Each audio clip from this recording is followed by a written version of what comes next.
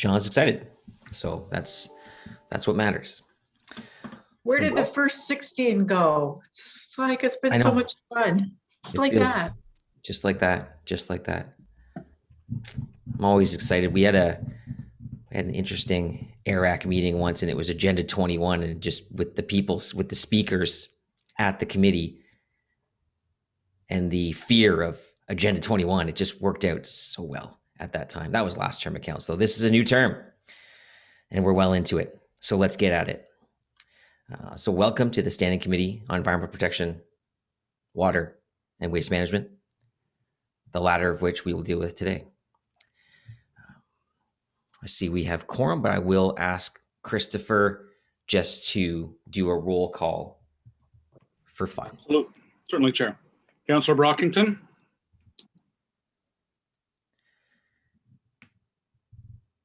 I don't believe he's joined yet. Councillor Cloutier. Present. Councillor Derouz. Here. Councillor Eglai. Here. Councillor Hubley. Here. Councillor King. Here. Councillor McKinney. Present. And Vice Chair Menard. Here. And Chair Moffat. I am also here, as evidenced by the fact that I've already spoken. So thank you very much, Chris. I appreciate that. I will keep an eye out for Councillor Brockington. Yes, don't let him get trapped in waiting room purgatory. He put his hand up and no one will notice. Devastating. So, declarations of interest. Any declarations of interest? Pecuniary, non-pecuniary, any? None? Okay. Confirmation of minutes from Agenda 16, the meeting of Monday, May 17th, 2021. Are those meetings carried? Are those minutes carried? Carried. Thank you so much.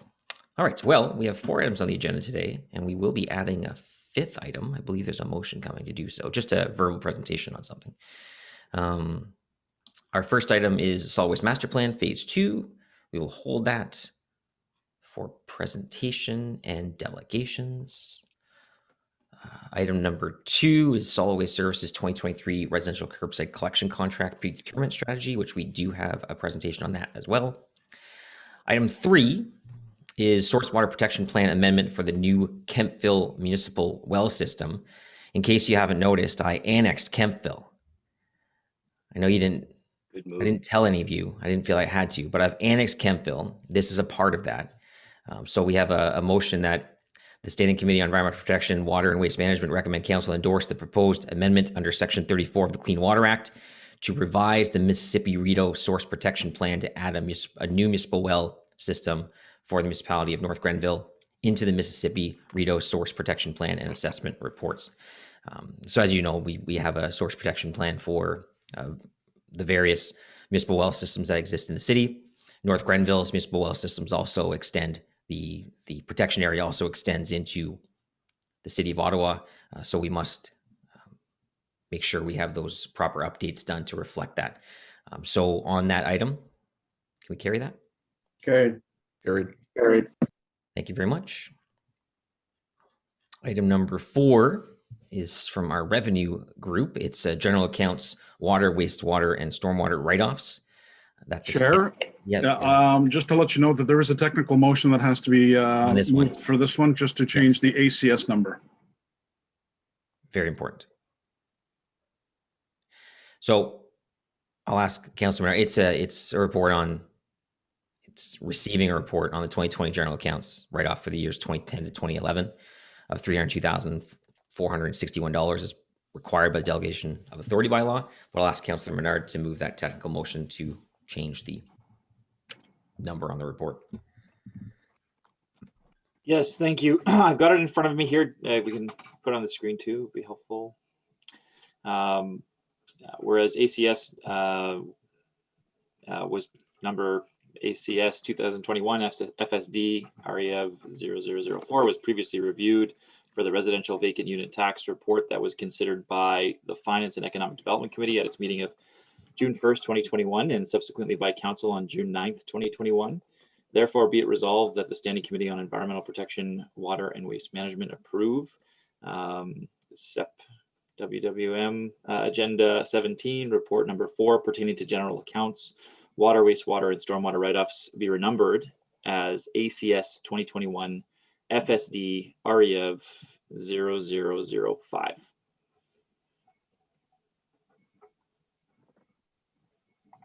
Thank you. Any discussion on that motion? I'd be willing to waive the 5-minute rule if we wanted to. I kind of knew you were going to do that. Maybe we should let the Councilor Menard read it again. Are we okay with 0005? Do we want to jump ahead to 0006? Just, we're good? Okay.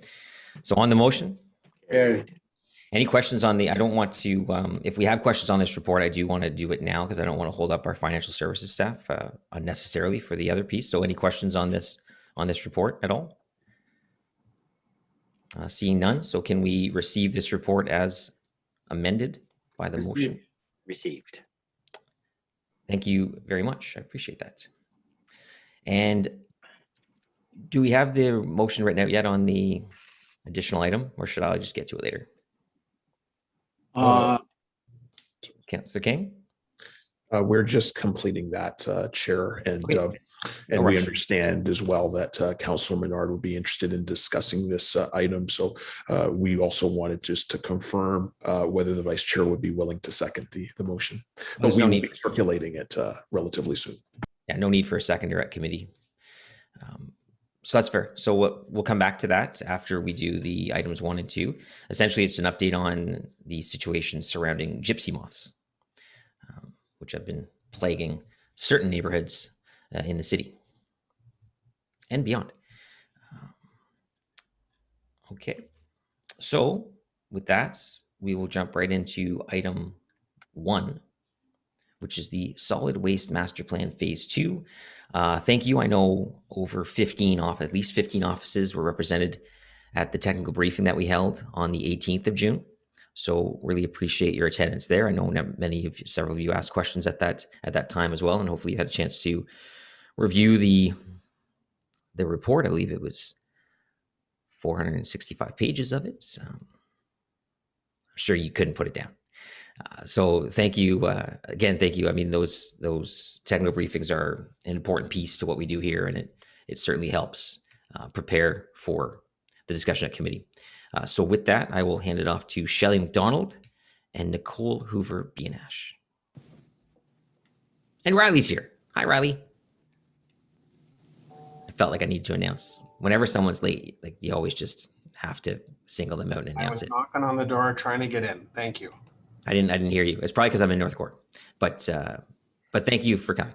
All right, go ahead, Shelley, Nicole. Thank you, Mr. Chair. Good morning, committee members.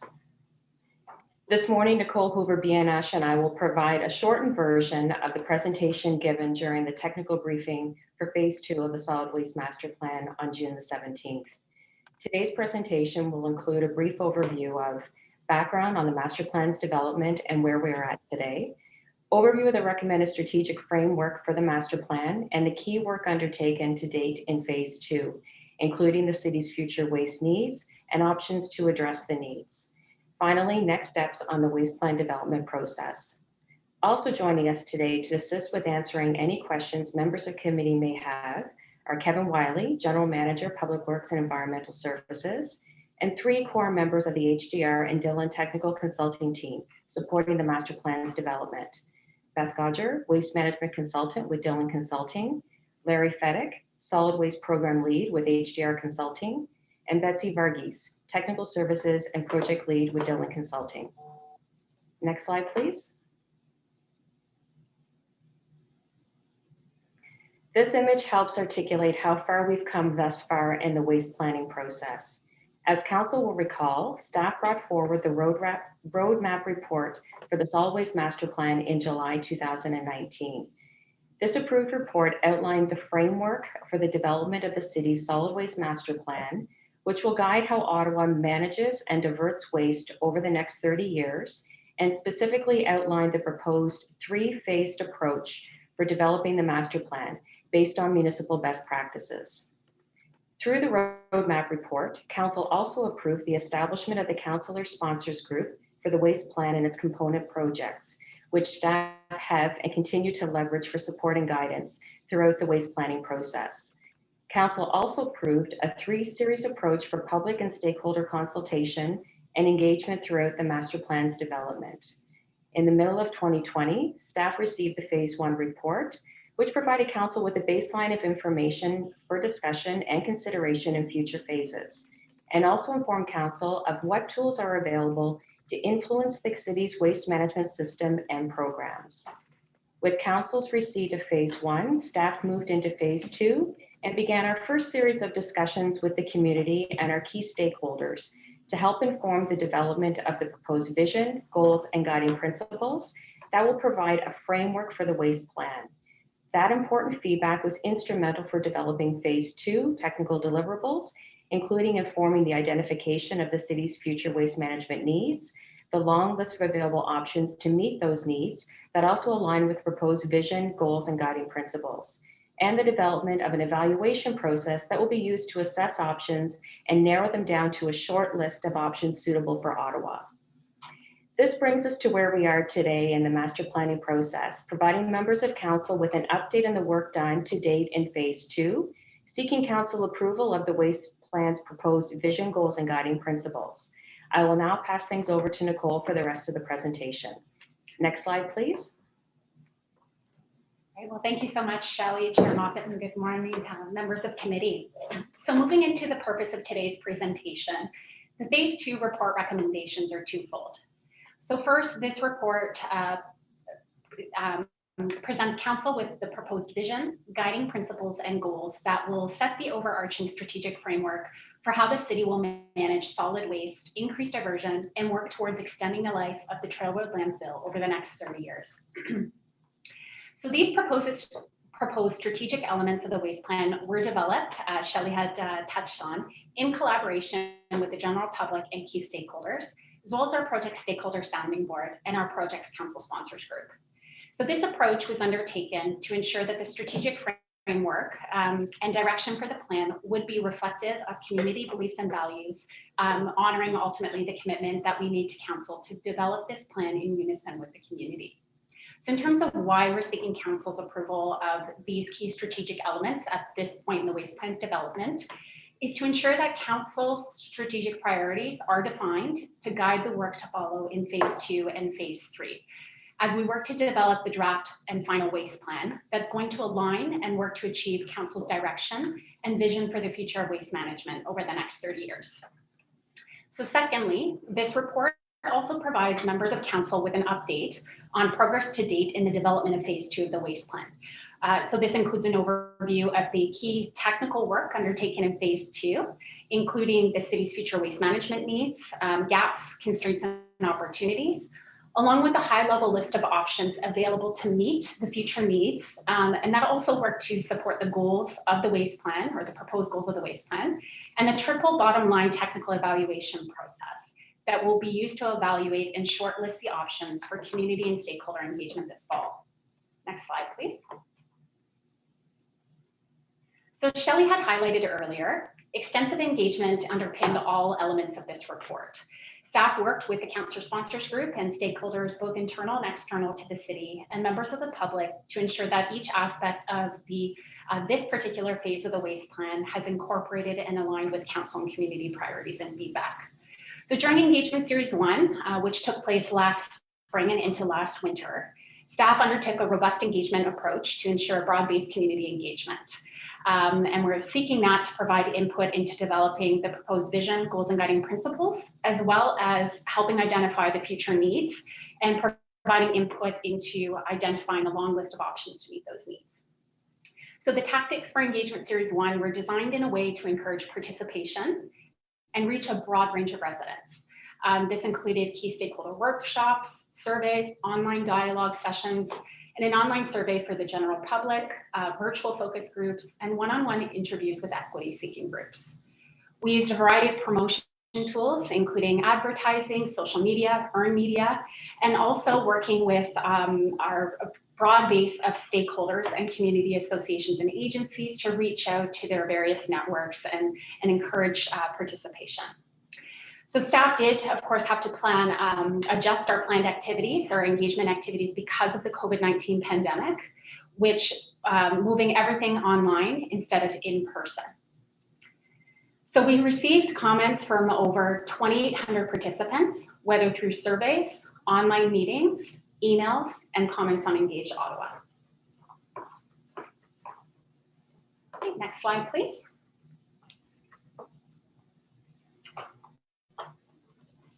Thank you. So the long-term strategic vision for the waste plan that staff are proposing is a zero waste Ottawa achieved through progressive, collective, and innovative action. So zero waste is considered a philosophy and a call to action rather than an absolute target. And it seeks to guide people in changing their lifestyles and practices, focusing more heavily on waste prevention, reduction, reuse, and recycling over disposal. I want to highlight that it is generally recognized by policymakers that achieving zero waste does require concerted effort and coordination between all levels of government as well as industry, businesses, and consumers. So something we won't alone as a municipality be able to achieve without that collaboration.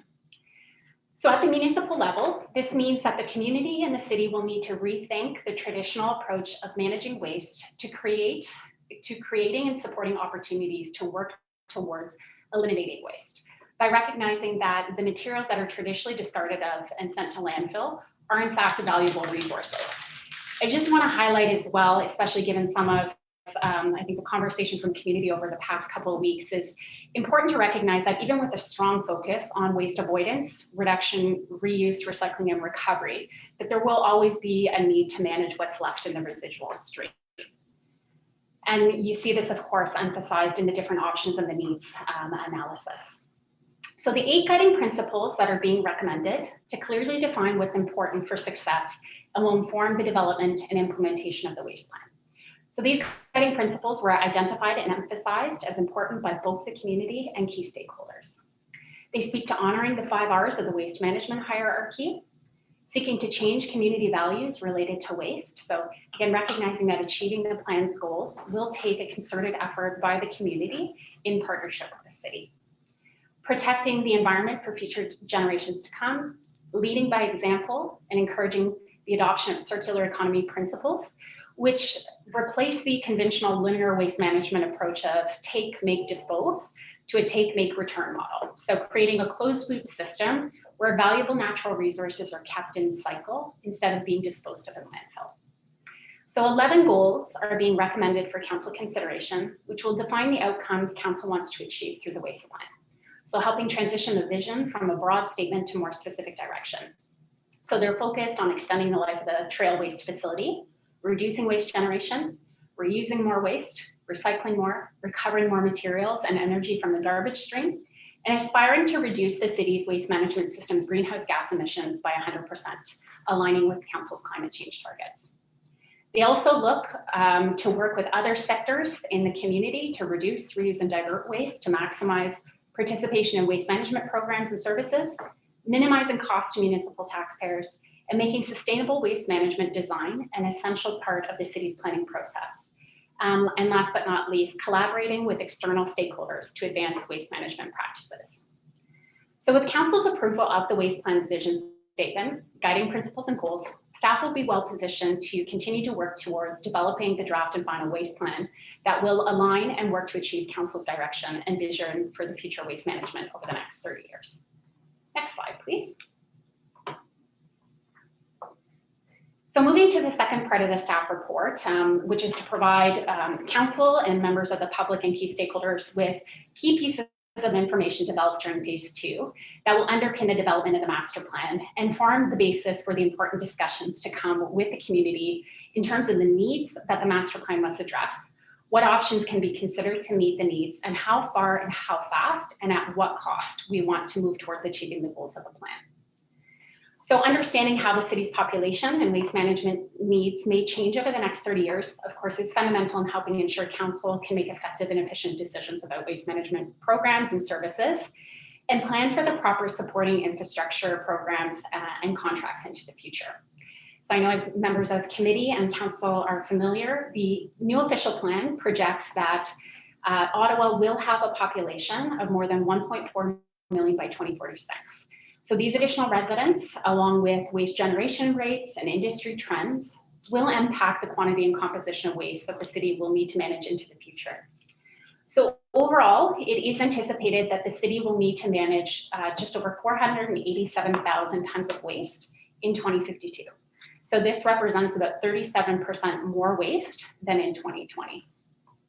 Like today, single-family households are projected to continue to generate the largest proportion of waste, so up to 3/4 of all waste in 2052.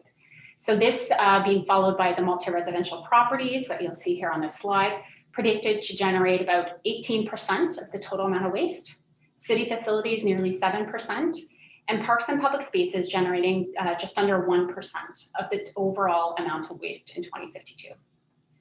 A couple of things that I just want to highlight when taking a look at these projections is that there are a number of factors that can affect the amount of waste that is generated. So the model that was used to develop the waste projections is based on historical as well as current information, and it doesn't it doesn't consider the impact of COVID-19, given the ongoing uncertainty in terms of the pandemic's impact on the future types, as well as the quantity of waste requiring management by the city.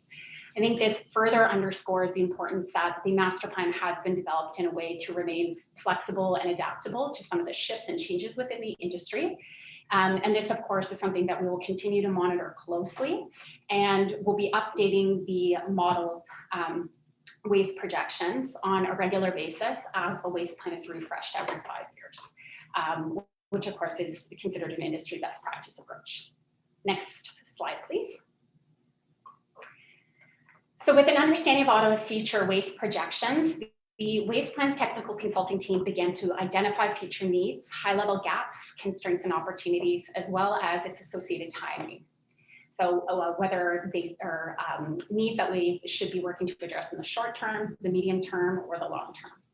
So overall, 21 anticipated future needs were identified that touch on all of the various components of the integrated waste management system. So they're broken down into the 7 categories that you see here on the slide, and they range. As an example, they speak to opportunities to enhance waste reduction reuse efforts, securing future organics capacity beyond the existing current contract we have in place, all the way to exploring options to extend the life of the Trail Road landfill, while also planning for new disposal capacity when required. The needs identification process explored the potential for enhancement to existing programs and policies. It identifies new opportunities, and where existing contracts are about to expire, it looks at the potential to do something different than we're doing today. And of course, the needs were identified through our technical consulting team, who considered the waste projections, our most recent waste audit data, and all of the extensive research undertaken in phase 1 when identifying the future needs. We also considered feedback from city councillors, city staff, and through consultations with stakeholders and residents. So we also considered council's climate change goals and targets and the energy evolution strategy, which identified 3 projects specific to the waste sector. So transitioning to an electrified fleet, developing a strategy to recover resources from organic waste, and developing a strategy to generate renewable natural gas from waste. So some of the future needs that you've seen identified in the needs analysis are already being addressed by staff through some of our ongoing waste plan component projects. We provided a detailed update in the phase 2 report, but specifically I just wanted to highlight the curbside diversion options project, which is exploring regulatory tools to increase diversion and encourage participation in diversion programs for curbside households. So engagement on this project is set to begin later this summer, with the aim to bring forward a recommended policy for council consideration early Q1 or in Q1 of next year. Also, the ongoing development of a multi-residential diversion strategy is also underway, with plans to engage the community and stakeholders this fall, while also bringing forward the strategy for council consideration early next year. So other city plans are also underway to actively address some of the future needs, including the development of a solid waste services long-range financial plan, which is going to help ensure long-term financial sustainability of the solid waste management system, and will consider kind of the inputs from the final waste or the final master plan once developed. Next slide, please. So in addition to the needs identified through the needs assessment, there are a number of key considerations and risks that were also identified that have the potential to impact long-term waste management needs in the city that of course need to be considered as we continue to develop the master plan. So one of the key considerations for the waste plan will be the life of the Trail Road landfill, which of course is an important community asset and is reflected as a fundamental consideration in the waste plan. I'm going to touch on it in a little bit more detail on the next slide. There are also a number of regulatory changes that are happening at both the provincial and federal levels that will affect how Ottawa manages waste. As an example, at the provincial level, some waste diversion programs, such as the transition to individual producer responsibility and the Ontario Food and Organic Waste Framework, including the proposal for a province-wide ban on organics and landfills, which will undoubtedly impact the waste Ottawa is responsible to manage and will influence the development of the waste plan. So it's also impacting the consideration of different options that we'll be looking at to respond to this changing legislation. Climate change, of course, is another area that has implications on the city and its waste management system, including climate resiliency.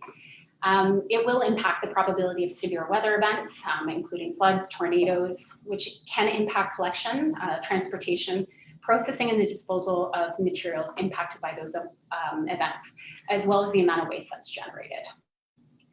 As previously noted, there are a number of factors that can affect the amount of waste that is generated. And these include things such as changes in lifestyle and consumer trends, a change that we've most recently seen with the COVID-19 pandemic. So some of these may not come to fruition before we finalize the waste plan for council's consideration, which means that we will likely need to be, or they will likely need to be addressed in future updates to the waste plan. So this, of course, further emphasizes the importance of the plan itself remaining flexible and adaptable and being refreshed every 5 years to meet the city's needs and to be resilient as these risks and considerations continue to evolve and present various implications for our future waste management system. Next slide, please.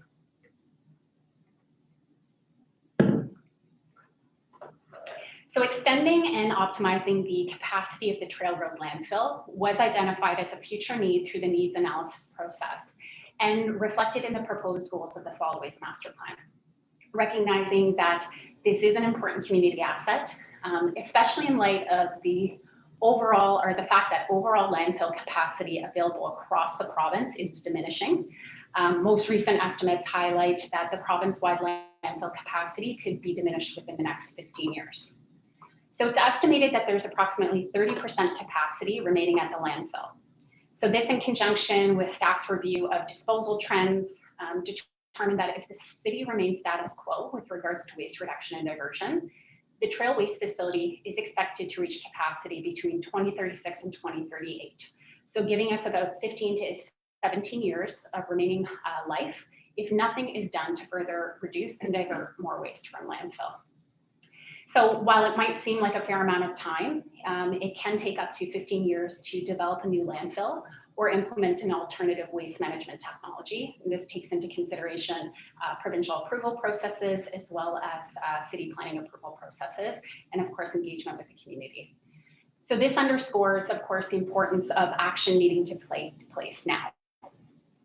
But staff do, however, we are confident that this council is well positioned in terms of time and ability to preserve and extend the landfill's remaining capacity and to prolong its useful life.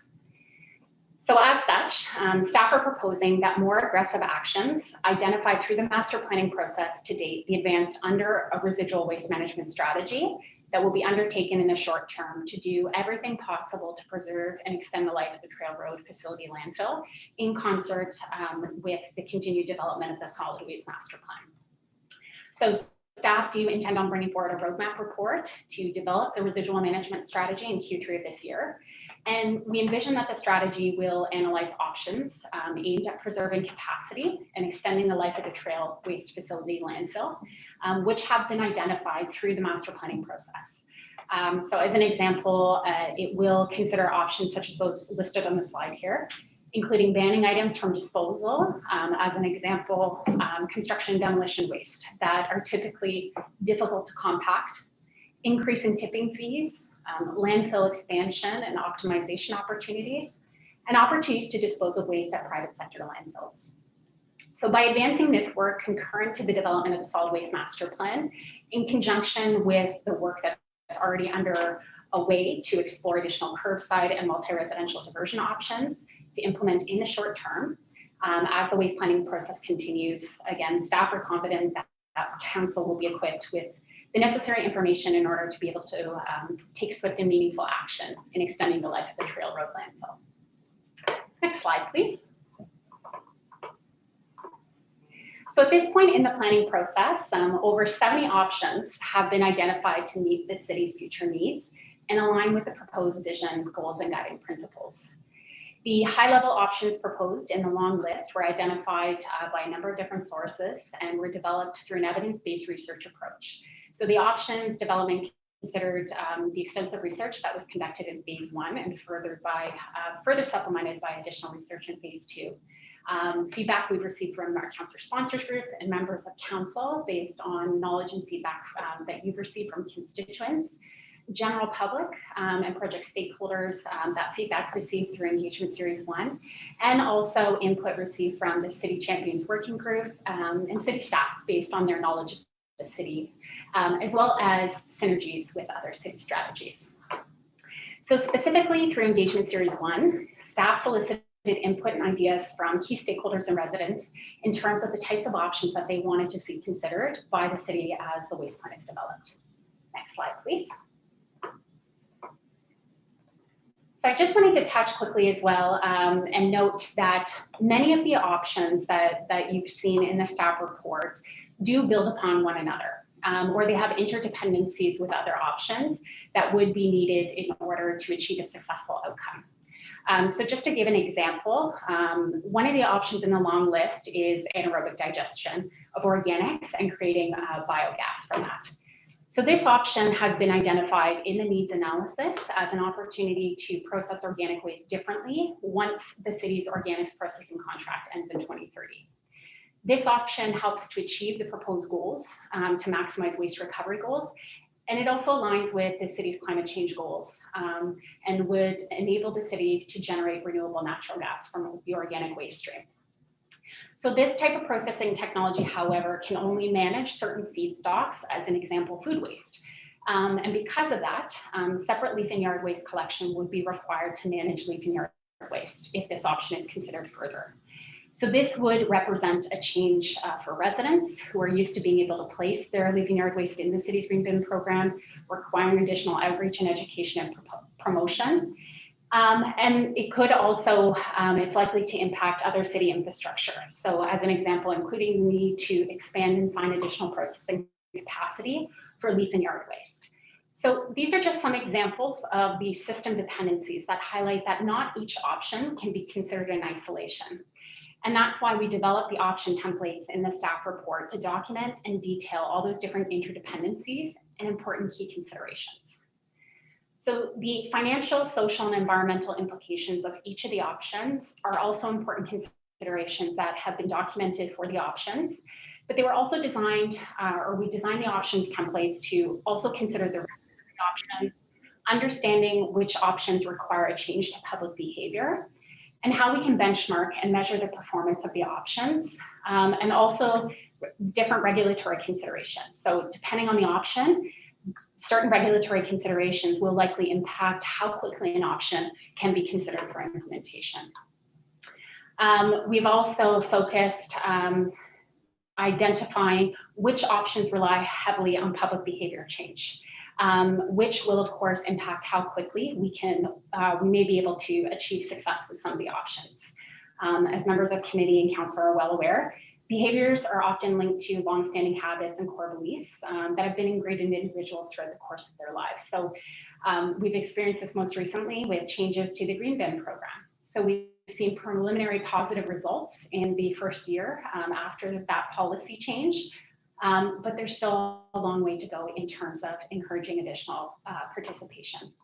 So all of these key considerations and factors will not only be important inputs as part of the options evaluation and shortlisting process, which I'm going to touch on shortly, but they'll also form the basis for community consultation on developing the plan. So as part of the next phase of engagement, we will be asking the community how many of these options they will be willing to adopt, at what cost, in order to achieve the plan's goals. We know garbage touches everyone in the community, and the success of this plan will rely on our collective efforts as a community to change. And we of course need to know from members of the public and key stakeholders how much and how fast change we can undertake to be to successfully implement the waste plan. We are confident that the list of options is fulsome, includes feasible high-level options for the city to consider in short, medium, and long term, and that they align with the city's future needs and the proposed vision, guiding principles, and goals for the strategy. I just wanted to highlight as well that over the next 30 years, options that the city considers will evolve. Some will be added, some will be removed, some may be put on hold. And that's all in an effort to make sure that the plan remains adaptable to ensure that meeting the city's waste management needs is responding to emerging trends and changes within the waste management industry. So as technologies evolve, as we learn the results of different pilots, we introduce new programs and change in the evolution of industry best practices, staff will continually work in concert with members of council and the community to identify new options to consider as the waste plan is refreshed every 5 years. Next slide, please. So with council's approval of the waste plan's vision statement, guiding principles, and goals, staff will begin the options evaluation process and work towards developing the draft waste plan and 5-year implementation study. As council will recall from the approved master plan roadmap report, now that the city's anticipated future needs for the next 30 years and the long list of options available to meet those needs have been identified, the technical consulting team will evaluate each of the options to narrow them down to a short list of options for Ottawa that will then be taken to the community and stakeholders for input this fall. And the evaluation process and the technical tool was developed by the project's technical consulting team. It considered best practices and approaches used in other municipal waste planning processes. Also considered key council approved lenses that form the basis of the triple bottom line. The technical evaluation process includes a 3-step process to ensure an effective, efficient, and transparent process that's outlined here on the slide. First, options will be screened using a series of questions. And second, a triple bottom line evaluation will be done on the options that pass through the screening step. The tool itself will use an equally weighted approach to assess and balance various health and social, environmental sustainability, and financial viability considerations to ensure that the short list of options suitable for Ottawa's future waste management needs balances these multiple considerations. And this structured approach will allow us to compare different options based on this consistent set of criteria that reflect stakeholder priorities. And it's going to help us determine which options offer the greatest potential value to the city. And so once all of those options have been screened and evaluated, the short list of highest ranking options that align with the city's needs and the master plan's vision, guiding principles, and goals will be developed. And they'll be grouped into one of 3 categories and used to build 2 different future waste management systems, so one moderate and one aggressive. And the reason for grouping the options into these systems is because, as I had highlighted earlier, many of the options depend on other supporting options to ensure success. So we want to be able to show the community that more holistic perspective of how the options work together towards working towards achieving the goals of the master plan. These systems will be compared against each other, the status quo with respect to waste diversion potential, GHG emissions reduction potential, energy generation potential, and estimated cost and risk. And we are taking this approach in order to facilitate those conversations with the community. And of course, gauge how far, how fast collectively we want to move as a community towards achieving the plan's goals. Next slide, please. So in terms of timing, the evaluation process will take place in advance of engaging with council and then the public on the options. So once complete, the short list of options will generate the two systems, so that moderate and aggressive, and will be brought forward for engagement. And this winter, once all engagement on the shortlisted options and proposed systems is complete, we'll be considering all of that feedback and working with our councillor sponsors group to also seek further guidance as we continue to develop the draft plan. Next slide, please. So I'd just like to end today's presentation with a look forward in terms of what's to come in our waste planning process. So of course, with Council's approval of the waste plan's vision, guiding principles and goals, and receipt of this technical information, staff will then begin evaluating the options. We'll be working with the community this fall and engage with residents and key stakeholders to seek their input on the options that we should choose and that we should consider implementing as part of the draft strategy. And of course, that feedback received through the engagement will support and help guide the development of the draft plan and short-term implementation plan that will be tabled for council consideration in early Q2 of next year. We'll then head back out to the community to seek their input on the final draft plan before tabling the final plan for council consideration early into the next term of council, so Q1 of 2023. Next slide, please.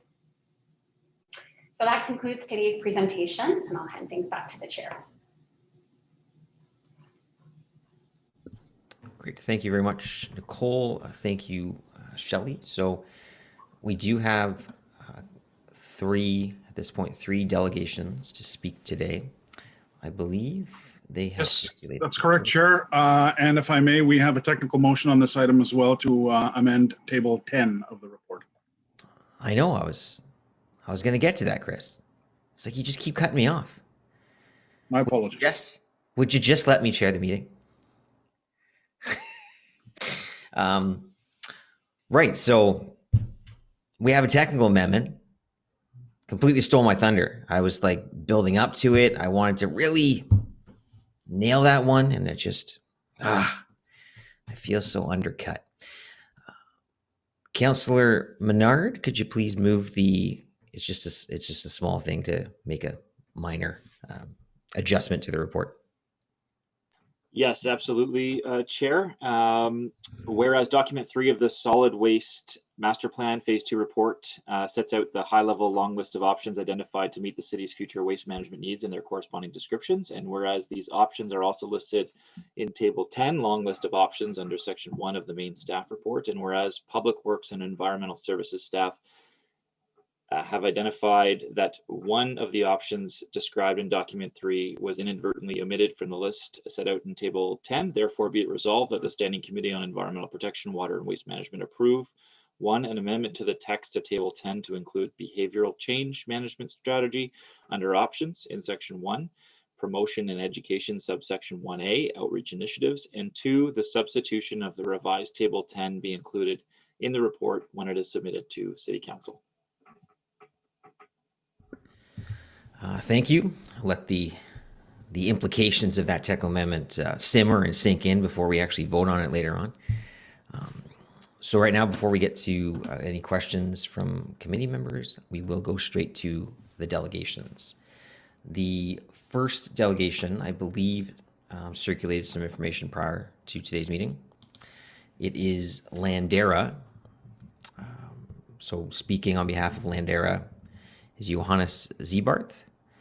And also here is Alana Bird, Spencer Warren, Graham Bird, and Vince Harkins. So just full disclosure, this is the company that I met with back in the fall of 2019 to discuss their technology and what they'd like to propose here in the city of Ottawa.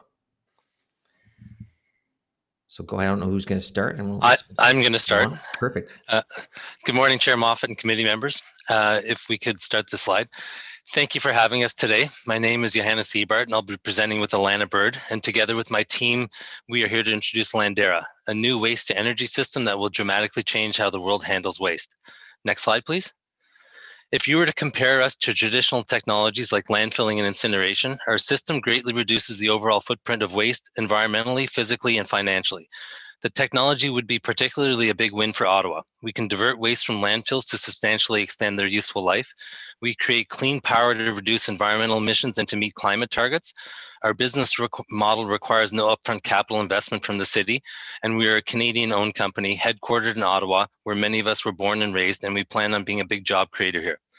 The following slides will tell a bit about our technology and our goals for potentially working with the city. Next slide, please. Our story. Landera's technology started development in 2009 and was created to make large batches of activated carbon, which is used, for example, in air and water filtration. And it wasn't until 2016 that someone asked what would happen if we used our system to process municipal solid waste. After a few successful tests, we realized pretty quickly we had something extremely special. And we've since then invested our resources to perfecting our waste to energy system. Next slide, please. So how does it work? Step one, waste deemed unfit for diversion programs such as recycling and organics would be delivered to our facility. Step two, the waste would be baled to eliminate odors and leaching, and these bales become our fuel cells. Step three, the bales are placed into a large canister. In step four, the canister is lowered into an autoclave, a technology used in several industries such as healthcare and fiber manufacturing. And at this point, we use a combination of heat, pressure, steam, and a small amount of air circulation in the system to break the waste down to its elemental form. In step five, at the end of the process, the waste volume has reduced by up to 95%, and we have three remaining and useful byproducts: ash carbon used for landfill cover or in concrete aggregates, synthetic gas used for powering the grid, and sterilized recyclables. Next slide, please. So how are we different? I'll turn it over to Alana. Thanks, Johannes. So first off, we have extremely clean emissions and therefore can help the city in achieving its carbon reduction goals. Landera can actually reduce the emissions created by up to 99%. Next slide, please. But as you know, the climate change conversation is shifting to focus on both carbon reduction and carbon offsets. And we know that for each ton of greenhouse gas avoided by using Landera, the result is 1 carbon credit. This means that for every 200 tons of waste processed, or say about 20 garbage trucks or so, there will be over 11,000 carbon credits from diverting waste from the landfill and another 45,000 carbon credits for electrical power production. We also produce negligible toxic emissions. Because the waste isn't actually combusted in our system, we do not create any of the truly worrisome emissions, such as dioxins and furans, which in contrast with other thermal treatment technologies would need to be filtered out and heavily monitored. Next slide, please. We own and operate our facilities, meaning there is no upfront capital investment required by the city. We would like to negotiate an agreement to process a guaranteed amount of waste for a set tipping fee that will be in line with kind of current Canadian standards. This project would start with a pilot phase and expand from there. Next slide, please. We create clean power that would be used to power our facilities, and the remainder can be sold to the grid. However, power sales are not always mandatory for our business model. Next slide, please. We reduce waste volume by up to 95%. So if you were to use Landera on all trail road waste, we could extend the useful life of the landfill by approximately 150 years. We're also able to do landfill reclamation, which would push this date out even further. Next slide, please. We process difficult waste streams without any pre-processing, which is a huge differentiator for us compared to other technologies that require drying, shredding, sorting, etc. Next slide. 1 minute remaining. And the construction of our facility is simple and scalable, so we can meet future growth needs. The building looks similar to an industrial warehouse with no visible stack emissions, and it's about the size of a Costco. Next slide, please. So to sum up, Landera would be a big win for the city. We fit well within the city's waste management goals and the 5R hierarchy by processing residual waste that are left after diversion programs. We will divert waste from the trail road landfill. We reduce waste emissions overall to help with climate change targets, and we'll do all of this with no upfront capital investment requirement for the city. Next slide, please. So we would just want to sincerely thank you for your time and for considering our technology today that we know could have a big impact on Ottawa's waste problem and the world's emissions problem. So thank you, and we welcome any questions.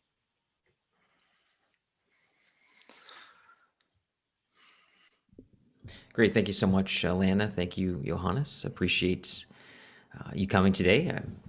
I think, in the past we've had, as chair, ever since I became chair, I had many different groups reach out and whatnot, and you've taken the time to come here today and present to committee what you're offering, so I appreciate that. Questions from committee, we have Councillor Keith Eglai. Thank you, Mr. Chair, and thank you for the presentation. Just one question of clarification. Your presentation references on a couple of occasions up to 95% less waste. And I don't mean this in any kind of disrespectful way, but I think of, when you go into a store and they say, discounts up to 60%, and there's one item on the shelf that's at 60% and everything else is at 20%. So I think I'd be more interested in not knowing what your upper limit is, but what what your average is on a typical, a typical, what's the word I'm looking for? Deliverable of garbage, I guess. So if you've got X tons of garbage, what's the average we can expect? 75%, 80%, so not the maximum, but what we could expect on a regular basis if we were to provide the waste to your facility. So we're experiencing between 90 to 95% reduction. It all ends up being dependent on how many inert things end up in the waste system, because we can't process anything that is inert. So if someone throws in bricks and stones and those types of things, or drywall, so if it's inert, it can't be processed. If it's not inert, it does get processed and reduced. So, and then we then also managed to catch whatever was recyclable that is inert. So, glass and steel, which still make up a large part of our garbage, even with our diversion programs, we end up with those as sterilized byproducts that we can send back into the recycling system. But everything else anything else that is hydrocarbon based does get eliminated. And just one quick follow-up. You say you're Ottawa-based and you already have a facility. So I guess two quick questions from that. Where's the facility located now? And if you did enter into even a pilot project with the city, would you need to scale up your operations? And would that mean extending what you already have on that location, or would it mean setting up a second location somewhere else in the city? Yeah, so the facility is actually located down in the States, just outside of Chattanooga, Tennessee. And it was a technology that I discovered back in 2018 when I went down for a demonstration at the R&D facility, and then ended up purchasing the company and making it a Canadian company. So our R&D work is being done in Tennessee, where the plant is a permanent facility with the state authorities. And so as far as the second part of the answer, which is, how would we scale up? Well, we would be talking about doing a very site-specific pilot project. Our thoughts were that we could actually do the pilot project in a fairly decent time frame if City Council would be able to consider allowing us to use the old storage facility that was across the road from Trail Road Landfill. So we would be able to do a pilot in a very short period of time, in around 10 months, fit up inside of that old storage facility across from Trail Road, and conduct the pilot out of there before heading into a larger concept of a larger plant. A pilot would be around 75 tons per day facility. And if I could just add to that quickly. So essentially our technology is autoclave based.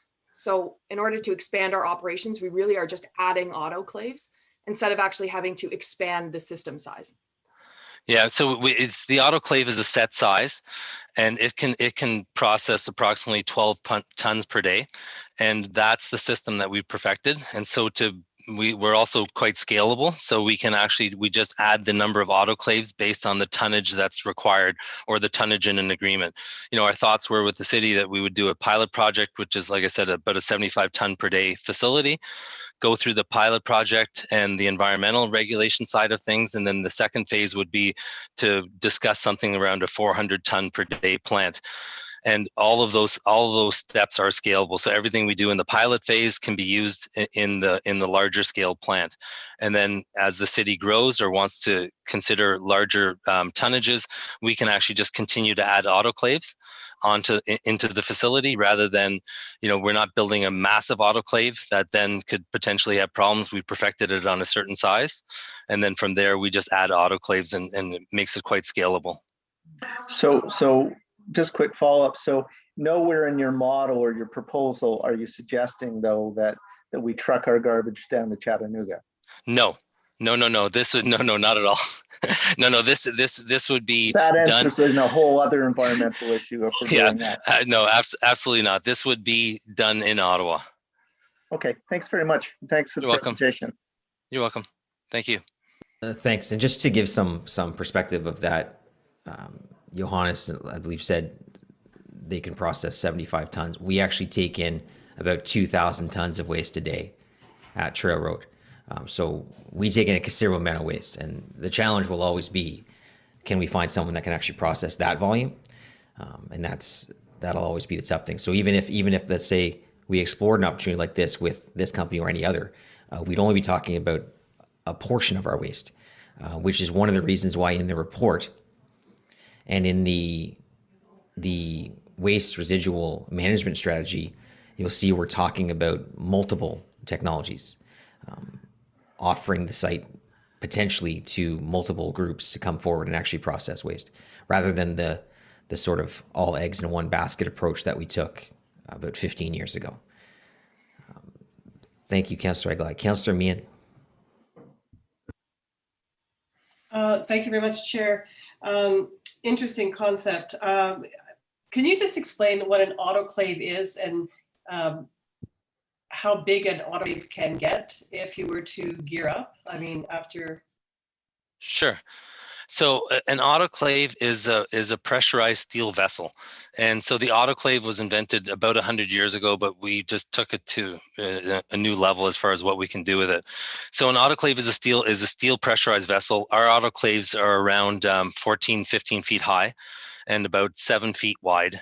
And if you remember back to our slide presentation, there was a picture of an autoclave in one of those slides, and so we are. So that's the maximum size we've deemed that we would want an autoclave to get. So we deemed from research and technology and all the things we did in testing that going beyond that size would become challenging to maintain our environmental standards that we were shooting for, because right now we have very, very low emissions.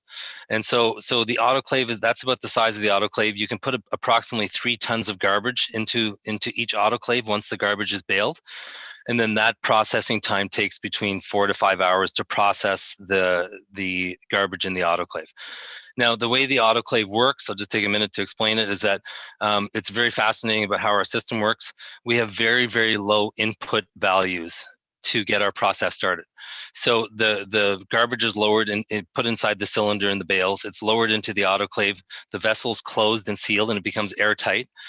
And then we use about 5 to 15 minutes of an outside fuel source, such as like natural gas, to ignite a very small layer of charcoal barbecue in the bottom of this autoclave.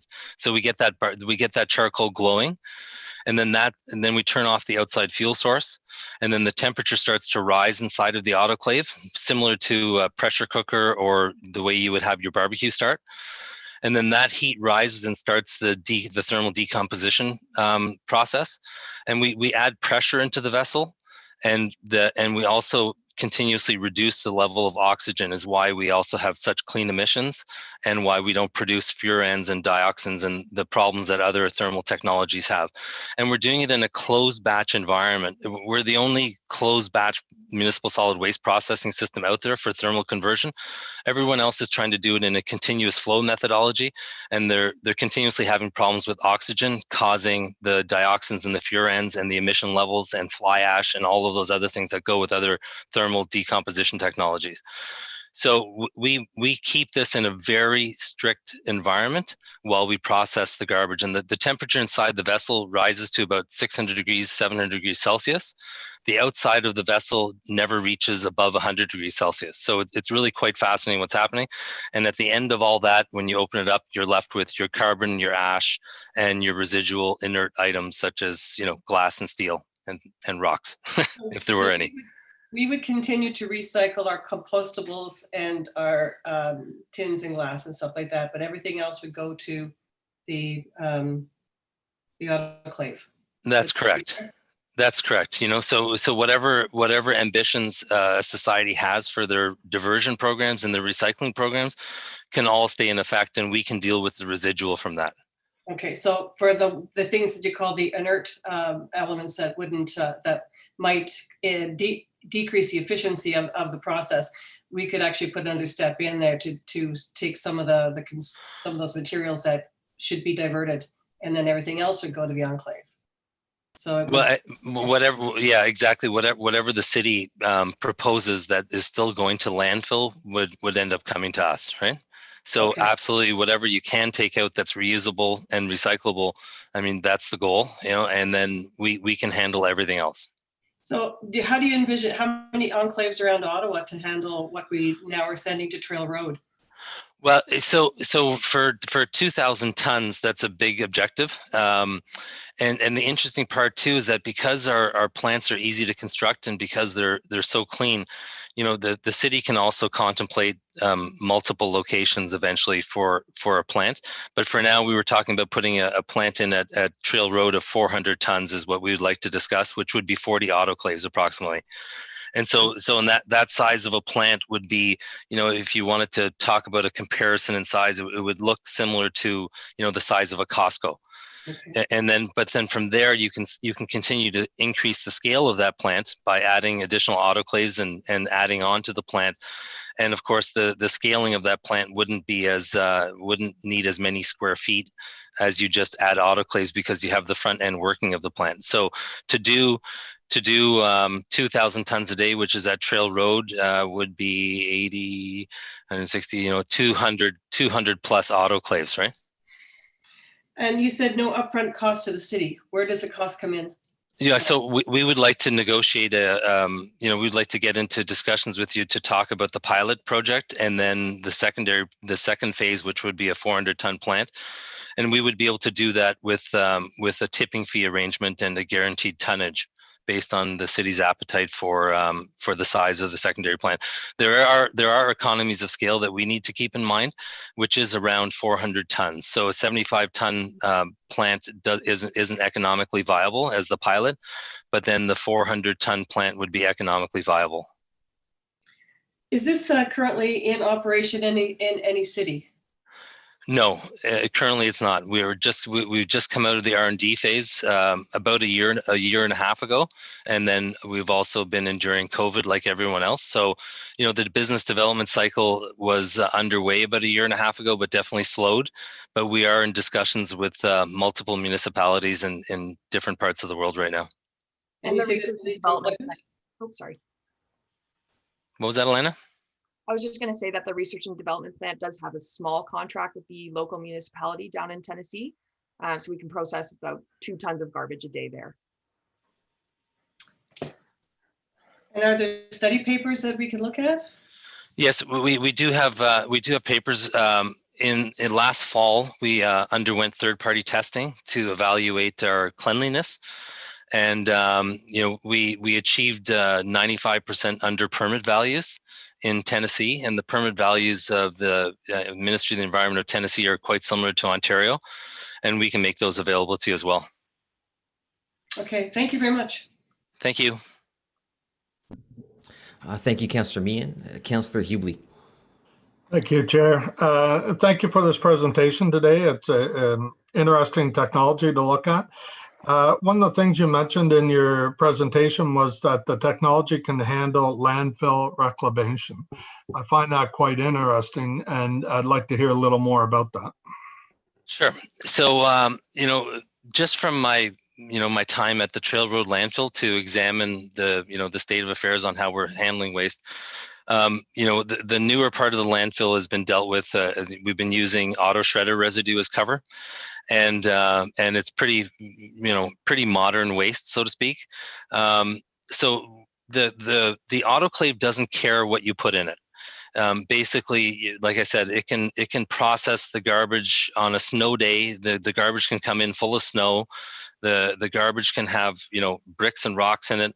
Inert things will not get processed. So when you go to do landfill reclamation, it's simply a matter of choosing a specific spot in the landfill that we would want to evacuate the existing old garbage.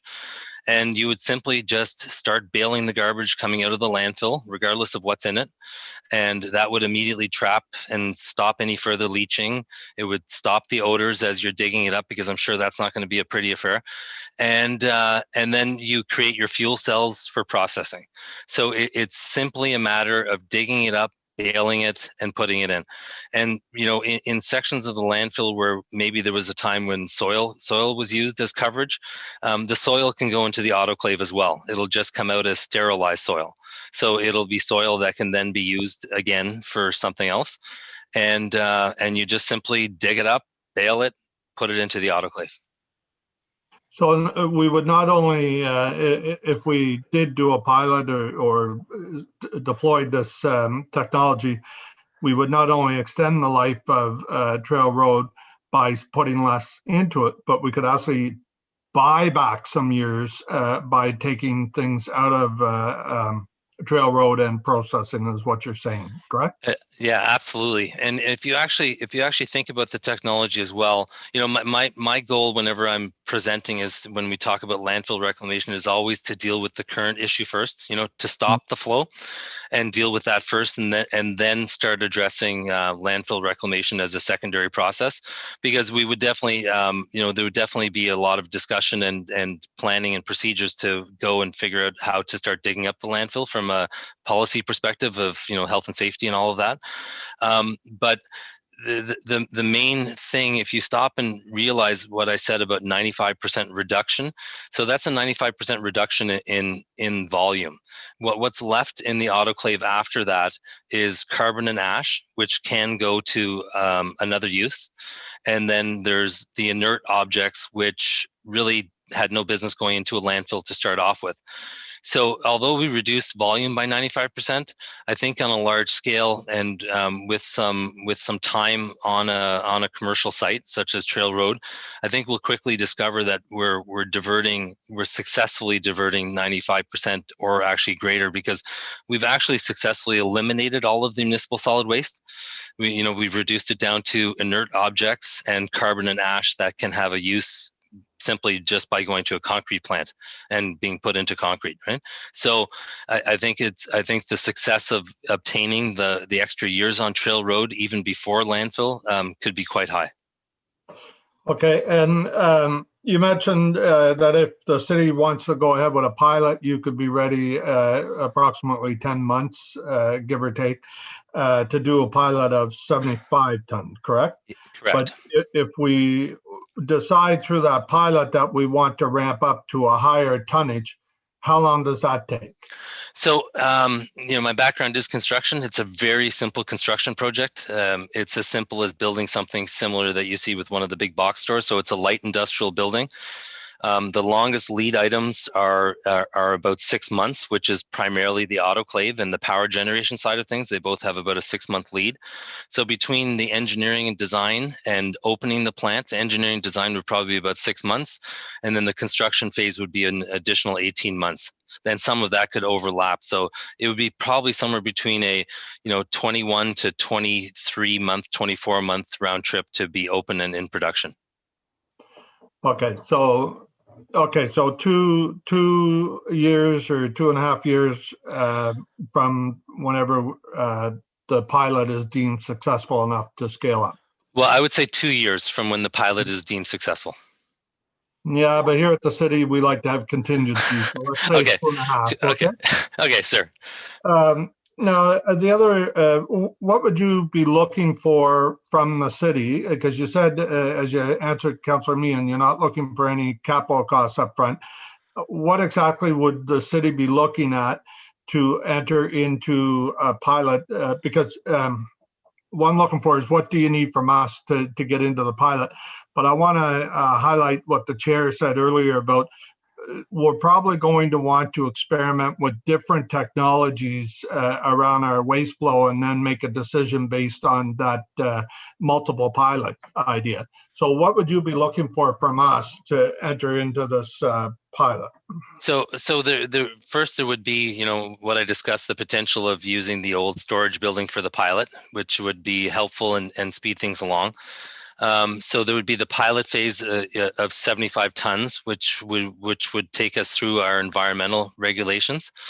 And then the second part of that would be a commitment for a 400 ton per day agreement for a facility. So based on the success, of course, of the pilot, right? So it would be, you know, it would be in one agreement where there's the pilot phase, and then on the success of the pilot, then that would automatically launch us into the larger plant phase. So inside of that agreement would be, you know, the guaranteed tonnage of 400 tons per day.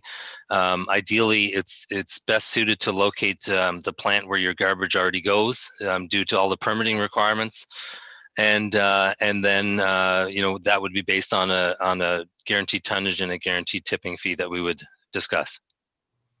Okay, Chair, I'm going to look for staff to provide some comment on that after. I've got one last question for you, and it's probably on the minds of many taxpayers in the city.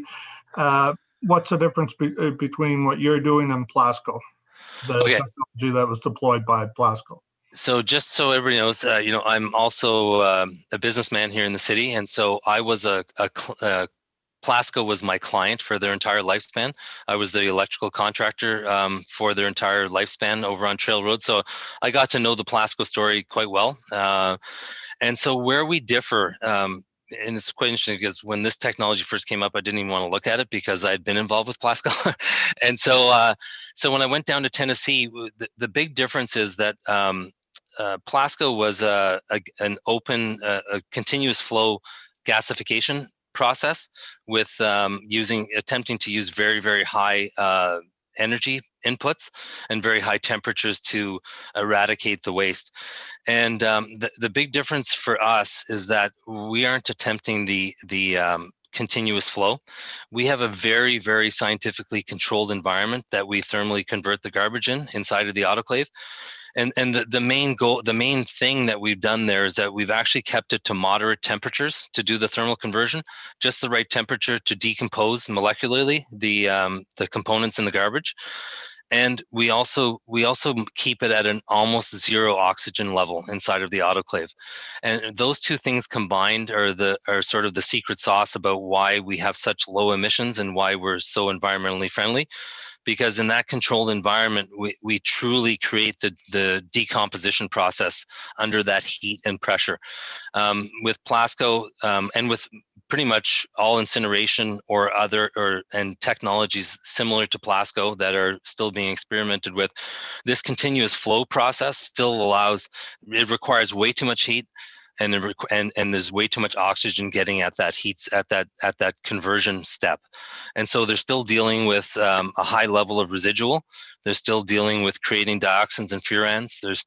They're still stuck with creating fly ash, and all of the things that plague them to get there. They also, one of the really big differentiators is that we can take the garbage right from the truck. So the garbage truck shows up, and we put it straight into our baler and wrap it.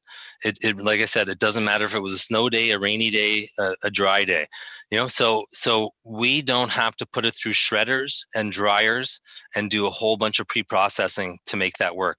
That's also something that has plagued technology similar to Plasco's, where they had to get everything to a certain level before they could treat it. So, and the benefit of that, yes, there will be the odd Chesterfield that shows up in the garbage truck or a mattress, but we'll just do those in bulk because we can fit anything that's about 10.5 feet long into our autoclave that's 7 feet wide. So we will just have bulk days. So we'll just pull the bulk items out off to the side and keep baling. And then we can deal with the bulk items, sort of towards the end of the day, or have a bulk day where we catch up on bulk items. Okay, perfect. Thank you. Thank you, Chair. Appreciate Councillor. the presentation today. Thank you very much. Thank you. Well, hopefully we divert the bulky items. Well, that's what we hope for, right? But they do make it in there. Yeah.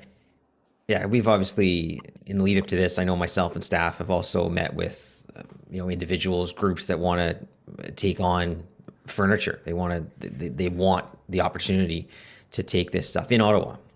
So it's been a fascinating discussion, this entire master plan and all the different things that go into it. Our next speaker, councillor is Councillor Sean Menard. Thanks very much, Chair Moffat. Thanks for being here and presentation. I want to throw some challenge statements your way and see how you respond to them based on typical kind of criticisms of these projects. So be interested to hear how you respond to them. So the first is around financial problems. That waste to energy typically about twice as expensive as landfilling, and that incinerators or waste to energy facilities are expensive to build and operate, and that contracts between companies and cities typically include a provision requiring cities to supply a minimum amount of garbage or pay a penalty, and that it can lock cities into more business as usual waste generation. So I'm interested in hearing how you respond to that. So I'll deal with the first one where you're correct, which is the guaranteed amount of tonnage. So that does have to happen because we do have a business model to satisfy to be able to do a no capital cost for a municipality. And so there would have to be a guaranteed amount of tonnage delivered to the plant, or sent to the plant to satisfy an agreement. Regarding the cost, so as Alana said in our presentation, our costs are basically around the same current Canadian standards of tipping fees, and then of course indexed over time, along the COLA lines of indexation. But we aren't nearly the cost of an incinerator. So in general terms, we're well below the 50% cost to us compared to incineration. So our goal is that there won't be these hidden agendas of getting a city shoehorned into a spot where they regret working with us, because our capital costs as well are much less than incineration and much less than some other thermal treatment plants of gasification similar to the Plasco. So our capital costs are just way less. Let me just say that, way less than incineration. And so that's how we're able to do an economically viable offering to a municipality like City of Ottawa. So okay, thanks for the answer. Yeah. The few other. Oh, sorry. Yes. Did I answer all those questions? Well, there was only two in there. I've got some other ones that I'll ask you. I just want to add for the guaranteed amount of waste per day. I think with all the discussions that have happened so far, we're not looking. You're on mute. You're on mute, Alana. You got muted. Sorry, I think the host may mute it. Okay. So with all the discussions to date, we're not looking to take on all waste going to Trail Road landfill at this current time. So I think there would be kind of a substantial wiggle room in order to kind of guarantee that waste. And then we've kind of reviewed the waste management plan looking out from here to 2050. And with kind of the city population growing and requirements growing, even with extremely successful diversion programs, there still will be those residual wastes, as we know.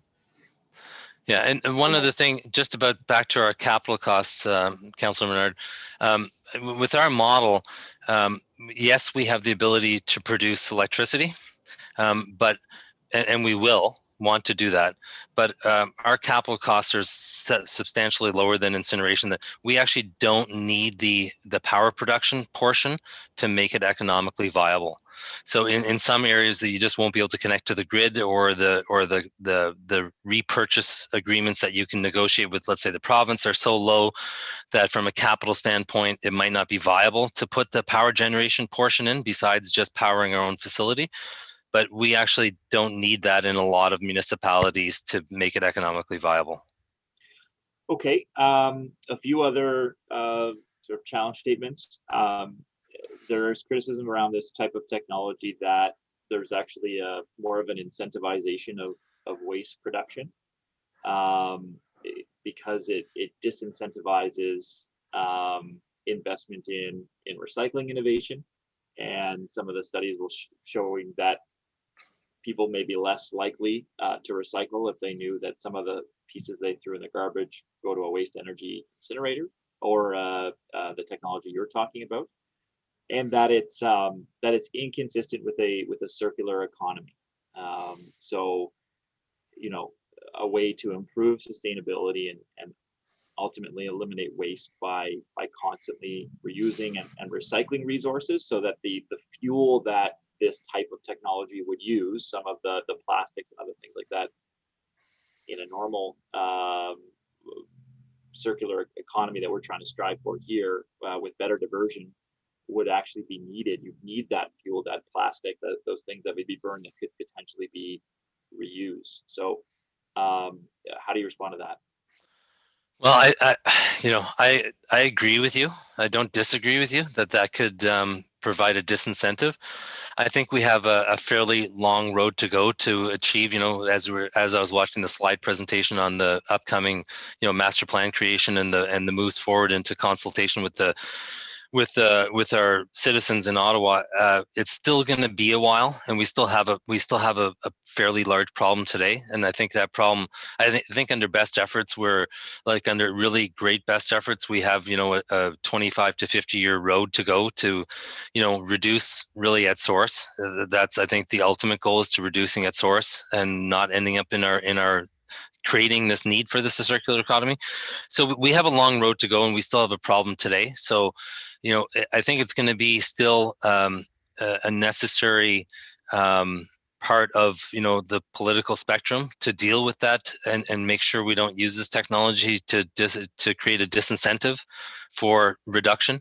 I mean, reduction, I think, is the biggest R that I always favor, and we're still just going to have to, as a society, maintain those goals of those reductions to bring that down, so that, the ideal thing is that we end up finding technology. Let's say it's ours, and let's say we do end up managing the 2,000 tons a day that goes to Trail Road right now. It would be nice if we can stop that from growing, that volume from growing as the city grows. And then it's okay if it starts to get reduced as we get into the 20, 30, 40 year marker, right? It is just part of the evolution of a society. So, I appreciate that answer. Thank you. I think just a last comment here, Chair, before I end is we in Ottawa need to try some other things we haven't tried thus far. And that includes things like the amount of organics we're sending to landfill now, and getting better in terms of our diversion, looking at other jurisdictions where they're up at 60% diversion, clear bags for garbage, what have you. Those things really haven't been tried here, and some of them are fairly easy to implement. Green bins in our buildings being mandatory like they are in Toronto, things like that to me we need to see those things first as part of a strategy before we move down the road of this type of technology. Though I know we're going to be exploring several different options as we move forward. So I do appreciate you being here, and thank you for the answers. Thanks, Chair. Can I just add really quickly that, even if we do get to zero waste, there also is the existing landfills and the ability for us to do landfill reclamation. So, potentially the contract could transfer over from the guaranteed new waste to existing waste that we also have to deal with. Yeah, absolutely. Thank you very much. Thank you. And just to be clear, our plan, our master plan is abundantly clear on that we want, that 5R hierarchy about diversion and recycling certainly comes before processing the residual waste. The residual waste is at the bottom of that hierarchy. We want to make sure we do everything. The one, I would say, interesting thing is that when certain recyclables actually go through this process, you can then send them to be recycled. They come like steel can, our vegetable cans and things, anything that someone's putting in there, they actually end up recyclable and have value then as real steel. It's not a lost opportunity for some of them, but obviously we want to divert that stuff as much as possible. The more people don't put plastic bottles in their garbage bag, the better we'll all be. I know Councillor McKenney's been been passionate on reducing the amount of available plastic water bottles in the city of Ottawa, and we're starting to get some headway on that with our contract negotiations. So we'll move to Councillor Brockington. Thanks, Chair. We've been recycling since 1987, organic collection for a decade, and we have a timeline identified on our landfill. I don't want us to be thinking about building another landfill in the city. So we can put a lot of effort into higher diversion rates, which, as you've all said, should be our goal. But the reality is there's a finite amount of time left on this landfill, and we cannot be planning to build another landfill. Full stop. Every time I speak in schools, I have a garbage component, and kids look at me like I have 3 heads, that we are still doing the same thing 200 years later, where we're collecting garbage, we're driving to the outskirts of the city where there's a big hole, we're dumping it, we're putting soil on top, and we're repeating that over and over and over again. So it's 2021, and I appreciate the presentation today and the technologies that exist. I've been open-minded to incineration, but the 2 main drawbacks from what I understand are air pollution and toxic byproduct, which have been very difficult to say, yeah, this is a road we should go down, and ignore the fact that,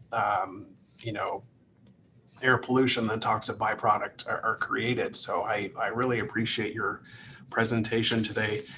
Lots of questions have been asked that save me some time, and I'll just ask you, who's your ideal client? There are tons of small municipalities across Ontario, which I don't think would be good clients for you. They're too small, yet they produce waste. Some municipalities or regions have landfills that have maybe longer life cycles than ours, than in the city of Ottawa. So they may not be interested to switch or even forced to switch over to this technology. But at the end of the day, who is your ideal client? Well, I mean, the ideal client, basically, if you talk about it has to do with our economies of scale. There isn't much flexibility for municipalities these days to take on large capital projects when it comes to garbage, right? It's a very challenging thing to get through. Like you said, we don't want to build another landfill at $200 or $300 million, and incineration is out of reach for a lot of municipalities. So our sort of preferred size, our main client is municipalities that are reaching that $150,000 to $200,000 marker. That's where they have enough. That's where they have enough waste to be able to handle the business model where we provide the upfront capital and put in the plant. On smaller municipalities, they're going to have to go for granting sources and things like that to be able to offset it, right? So right now our main focus is on municipalities where it's better when they're nearing the end of their landfill. Or they're also down in the States. We have a few municipalities that are, they've seen 100% increases in their tipping fees over the last 3 years because landfills are getting scarce and the cost of approvals and the process to get a new landfill is going up, right? So it's really, and then there's some areas where they just still have, there's some spaces I've been to where they just have big wide open landfills with, decades and decades and decades in front of them, and they're just not interested yet, except for public pressure to reduce, recycle, and eliminate landfilling is rising, right? So, what I'm seeing, we're not like, I'm not going to pretend we blanketed the world in our sales pitches, but in Canada, the United States, and in a few countries in Europe, it's very receptive, and the discussion and the dialogue opens quite nicely after presentations and a lot of questions and answers. And so, there's a lot of need for the technology, especially because it's so clean. There isn't anything else like what we've produced as far as municipal solid waste technology conversion. So it's a big win for the city on many fronts. They can avoid future capital costs. You start dealing with this residual garbage problem that's filling up the landfills, and there's another big bonus as well, which we just sort of skimmed over in the presentation. But this technology is really quite a carbon credit ATM machine.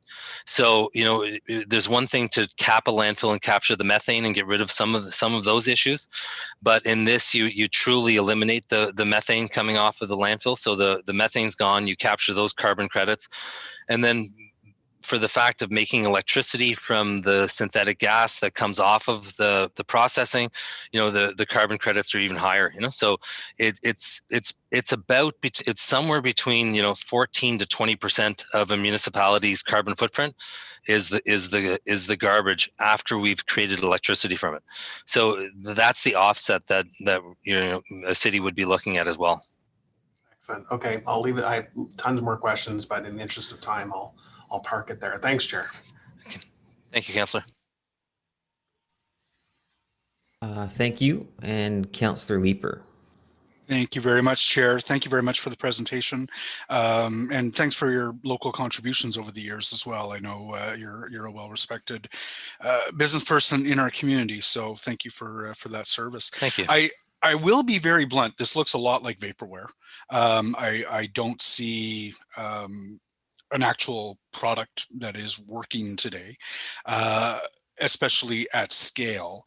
Just Googling around, I took a look. There's a company also in Tennessee called Wasteaway that is also using an autoclave to energy-based system.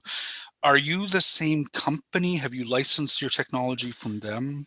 No, and we have a patented technology for using an autoclave to thermally convert. I actually haven't heard of Wasteway, so I mean, there's always someone new popping into the marketplace, and we'll go and check them out to see if there's any patent issues there. But as far as scalability, Councillor Leeper, you know, so down in Tennessee, we do have a functioning plant. We actually have a plant that's you know, permitted. It's permitted for commercial use as well. So we're actually in the spot where we can commercially process municipal solid waste. We still operate it as a research and development facility because we do have, you know, there's every day we learn something new about how and what's happening inside of our autoclaves for processing municipal solid waste. And we also run test batches for clients down there who have challenging waste streams.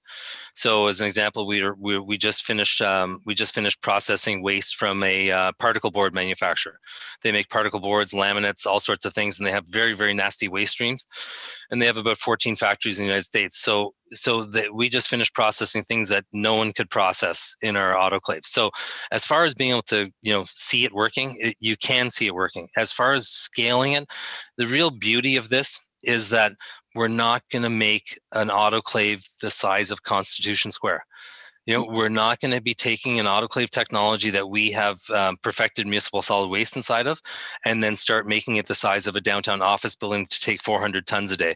Our scalability really comes from, we perfected a black box, and now we're going to add multiple black boxes inside of a building. You know, rather than making one huge autoclave, we are just adding modules on to allow for the tonnage required.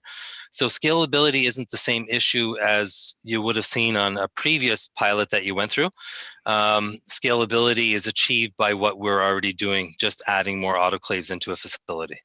Okay, I get that. And your current facility, your testbed facility, is 150 tons? No, our current research and development facility is actually quite small. It's actually a 2 autoclave little plant, and we really just test waste there. We just drive this machine as hard as we can every single day.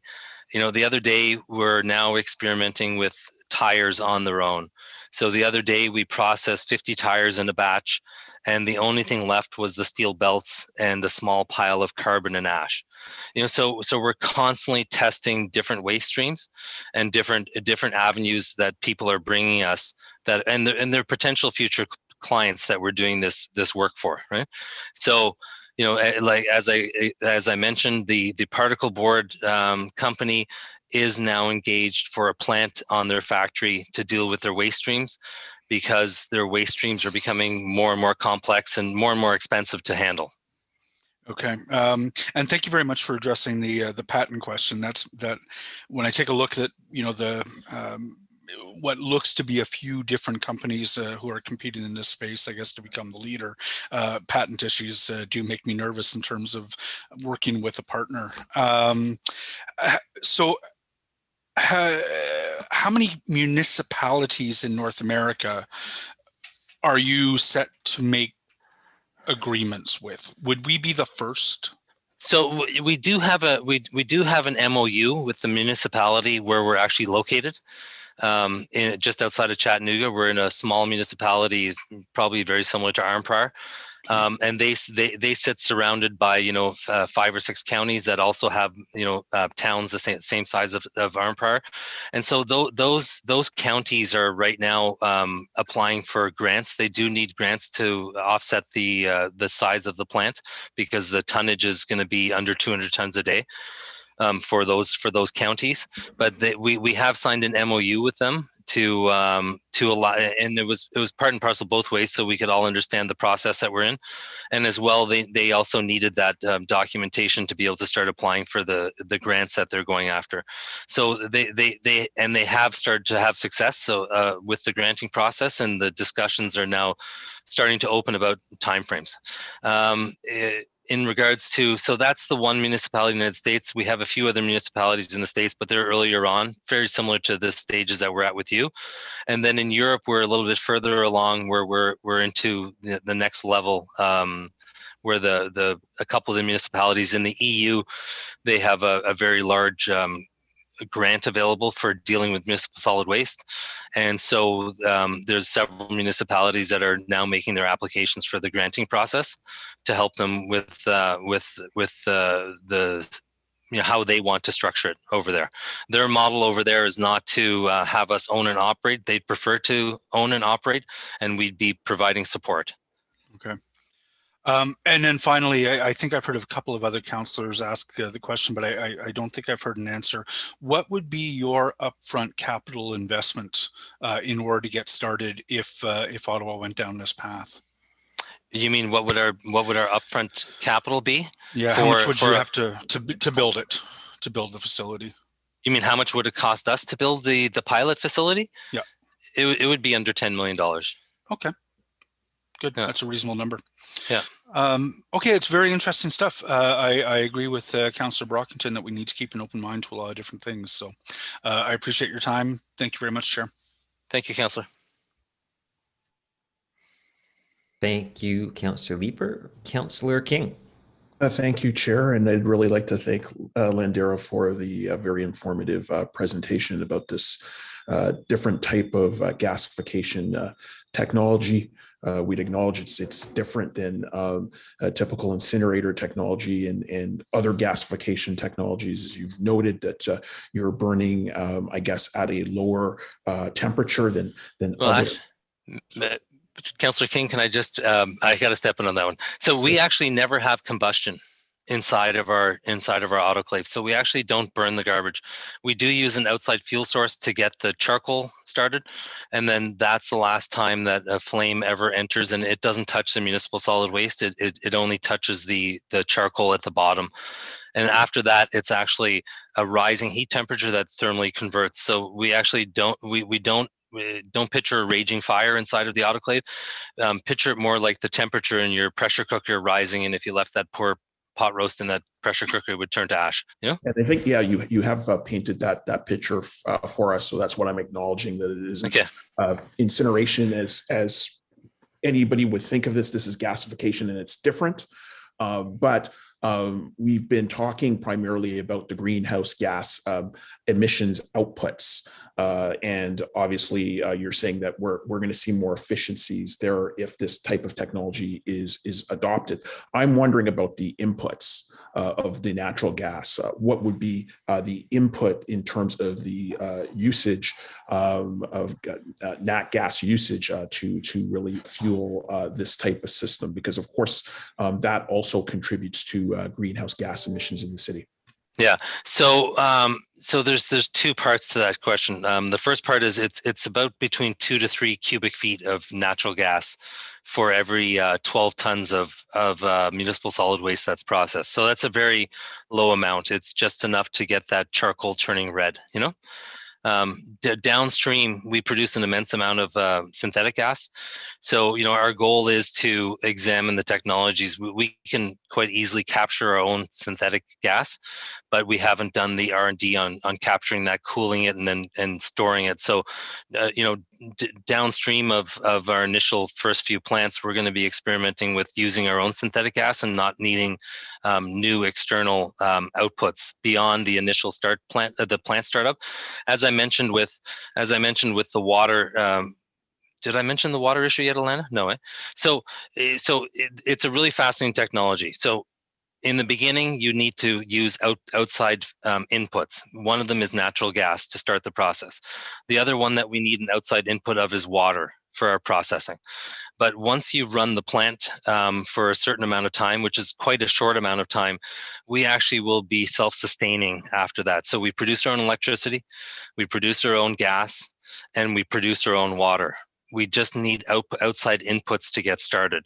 Now, on the natural gas side of things, we are not in a spot initially to be able to harness our own synthetic gas, because there's quite a cost to doing that R&D to figure that out. But people are doing it all over the place. It's just not something that we're spending our time on right now, but it's in our future planning to harness our own synthetic gas and really need the outside inputs to start the plant. And then it's actually fully self-sustaining after that. We recapture our own water off of the waste and then reuse it for our processing. We use any water that comes off of garbage delivery. We will just be capturing it all and continuously reusing it inside of our plant for its operations. Okay, thank you, Chair. I was just curious about the inputs, because obviously the inputs can be as impactful as the emissions and outputs. So that was an item that I didn't really hear addressed. But what you're really saying is that the inputs are used to really start this cycle, and then the cycle, in a sense, is self-sustaining. Absolutely self-sustaining. We use between 5 to 15 minutes of outside fuel source to start the cycle, and after that, the entire processing inside of the autoclave is self-sustaining, and we just continuously control it with airflow and oxygen deprivation, and water for quenching. And then municipal solid waste also gives off a lot of water as well, and synthetic gas. Therefore, we're going to be self-sustaining. This is a huge differentiator for us, because many other technologies require a constant fuel source, whereas Johannes mentioned we really just need it for those first kind of 5 to 15 minutes. Thank you for that. Obviously, if any pilot is proposed, I'd still be interested in seeing what the totality would be in terms of the needs for the nat gas inputs. But thank you for that. Thank you, Chair. Absolutely. Thank you. Thank you, Councillor King. Councillor DeRoos. Thank you, Mr. Chair. A very good presentation, and some of the questions been answered. But I have a couple quick questions. Johannes, you explained that you need some time before the facility start producing its own sources, like Councillor King was asking. What is that time frame? Like, what are we talking about? And how many tons of garbage you're looking for? Yeah, so for the plant to produce enough of its own resources to be self-sustaining would be, I actually haven't done the math, but just based on the math I have in my head, would be about approximately a week. After a week of operations, we'd end up with enough resources to be self-sustaining. As far as tonnage goes, the ideal plant size is around 400 tons per day. So around 400 tons per day after the pilot process, right? So the pilot stage would be around a 75 ton per day facility, and that's what's required to go through a piloting process in Ontario. You actually don't need to have that many tons, but you do have to go through a piloting process with new technology. And then the second part of the project would then be a 400 ton plant, which would then have to go through a full construction phase. Thanks. That leads me to my next question. That do we have any discussion, or can we talk a little bit about the approval around this from the provincial body? So there is any. Can you shed some light on that one? Alana will answer that question. Yeah, sure. So we've had preliminary discussions with the Ministry of Environment, Conservation and Parks. And really from our current understanding, both the proposed pilot facility and the commercial facility would be subject to 2 certificate of approvals. So one being the air and noise emissions, and the second being the waste approval, which is really for, receiving, handling, storing of waste. And then beyond that, the commercial facility would be subject to an environmental assessment, whereas the pilot facility would likely be exempt. And that's because we are building it to be within the limits of the pilot project that Johannes kind of referred to. So that's under 75 tons and less than 3 years of operations. And really the plan is to kind of operate the pilot facility for at least 6 months. And then we would use the data from that pilot facility to support an environmental assessment process with the commercial facility. And I mean, it's interesting because it's the same process we went through in Tennessee for our R&D facility. We were given an R&D pilot permit at first, and then we had to come back and start to validate that permit through the piloting process stage, and that's what led to our commercial permitting. Thank you. So there is, we don't see any hurdle or any, we could work with the Minister of Environment if we wanted to move forward with this pilot project, and we don't see any delay. And what is the time frame you're thinking? Like, what do you think that we need a time frame for us to start a pilot project? Well, I think that'll depend on all of us getting together to compile the agreement, right? And so, after an agreement is completed, so post-agreement, it would take us about 10 months to open up the pilot facility. Thank you. I was happy with 10 minutes, but I didn't realize. Yeah, I know. Yeah, I know. Thank you very much, Mr. Chair. Thank you very much. A great presentation. Looking forward to keep the conversation going. Thank you, Councillor. All right. Thank you, Councillor DeRuse. I don't see any more questions.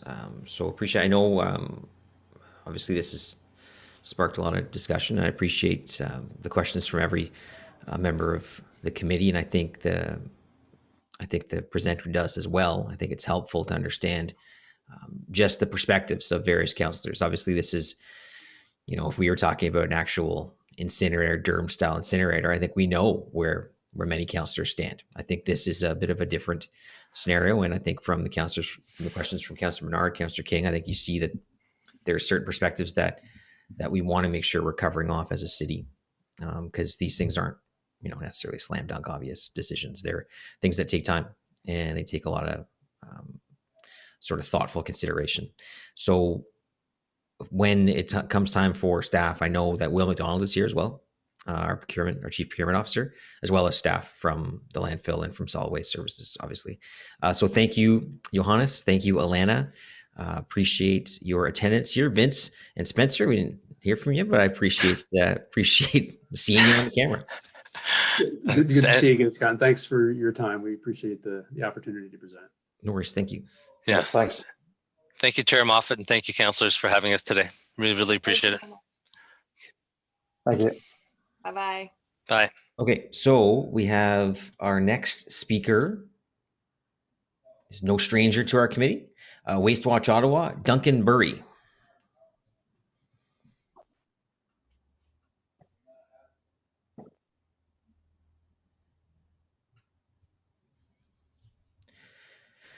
Duncan's still kicking around here? My apologies. Okay, there I am. Sorry. So thank you, committee. I'd like to start by reiterating Waste Watch Ottawa's longstanding support for the preparation of the solid waste management plan, and we're really pleased that we're at this important point of identifying a framework for evaluating the process and long list of options. And I'm also, just to reiterate, we're really pleased to be on the stakeholder sounding board. So firstly, we wholeheartedly endorse the zero waste Ottawa vision, and we'll certainly reference the hierarchy of highest and best use outlined by Zero Waste Ottawa, which is a listing of hierarchy, which is a little bit more comprehensive than the one listed in the report. We also support the guiding principles and goals, although we do have specific concerns and questions, which I will discuss in a minute. The long list of options appears to be comprehensive and identifies opportunities and best practices that could be applied in Ottawa. We do, however, one suggestion for an additional option. Mandatory waste diversion at all city facilities, which is option 2B2, is a really good idea, but addressing the city's own waste footprint could be further supported by the development of a zero waste green procurement policy that would encourage such things as the purchase of materials with recycled content. There's no silver bullet or black box that's going to make waste going away.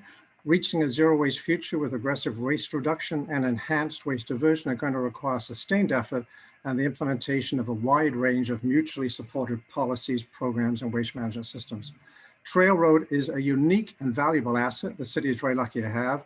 And I think, as I've heard already from a number of councils, it's going to be very, very difficult, expensive to replace. And we clearly need to strongly move to continue to put as much effort as possible into extending its life for as long as possible.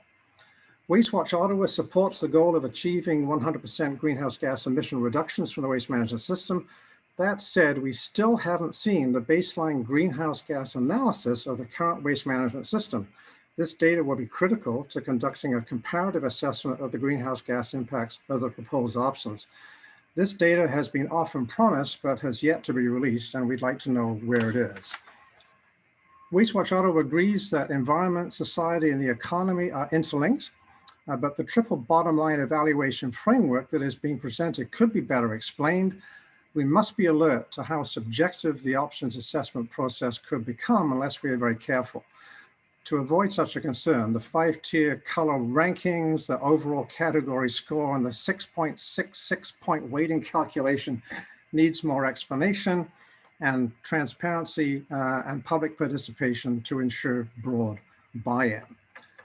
We'd like to know a little bit more about how councillors and stakeholders will be participating in the evaluation process. So a little bit more clarity, which I imagine will be forthcoming, is needed on that. Where are the waste diversion targets? Committing to a zero waste future is commendable, but the vision needs to be backed up by firm and progressive targets and an appropriate measurement system to track progress. Let's remember that one of the reasons we are where we are today is because Ottawa's waste diversion numbers are languishing in the low 40%, whereas leading municipalities are achieving over 65%. Despite the current uncertainties related to the transition of recycling programs, which staff note and producer responsibility, and no clear provincial direction on organics, the waste plan must establish clear and measurable baseline diversion targets, which is in fact commonly done in all waste plans. There is a need for a regular annual reporting on the status of a city's waste management system, and this takes on even more importance as the waste plan implementation rolls out. The reporting should include an analysis of whether we are saving money by using in-house collection services rather than contracting out. As a transition to the new producer responsibility framework takes hold, a regular monitoring of in-house and contracted services needs to be undertaken. Future contracting options need to be considered. 1 minute remaining. In conclusion, there are no quick fixes. And in this regard, I might just take a little moment to note about the Landera proposal. I would suggest you add it to the list of options for evaluation under the general heading of residuals waste management. Please don't compromise the public engagement or the assessment process by appearing to favor one particular technology or approach before you've even decided on a residuals waste management policy. We all know what happened with Plasco and a sole source, and I would really caution you about leaping into the water before you know how deep it is. So thank you very much, and for the opportunity to speak today. Thank you very much, Mr. Burry. I would say one thing about the Plasco. One of the biggest issues I think we had with that was exclusivity, putting ourselves into an agreement where there was only one option and not really being able to do anything until that option subsided, which eventually was their bankruptcy that caused that. But we were tied to them. And I think any future agreement the city gets into, they have to avoid exclusivity, because if something fails, we shouldn't be tied to it. We need to be able to move on. And I think if there's, we've been approached too, they're not here today, but we've been approached too, myself, I know Councillor Chantieri had spoken to this group as well, Sustain, which you've probably heard of. They're out of Halifax. They have a test facility, which I believe is either operational or soon to be in Chester, Nova Scotia.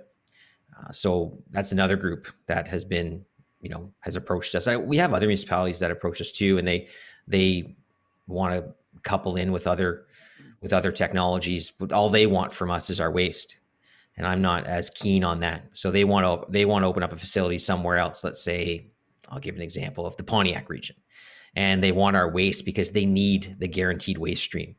The last thing, if we're going to guarantee our waste stream, it's going to be within our boundaries. It's not going to be to give it to someone else outside of our boundaries. And then you get into the situation that Councillor Menard was speaking about, with having to tie our waste to some other contract. And all of a sudden now we're trying to create waste almost in some degree. So I think there's a lot of cautionary tales with Plasco.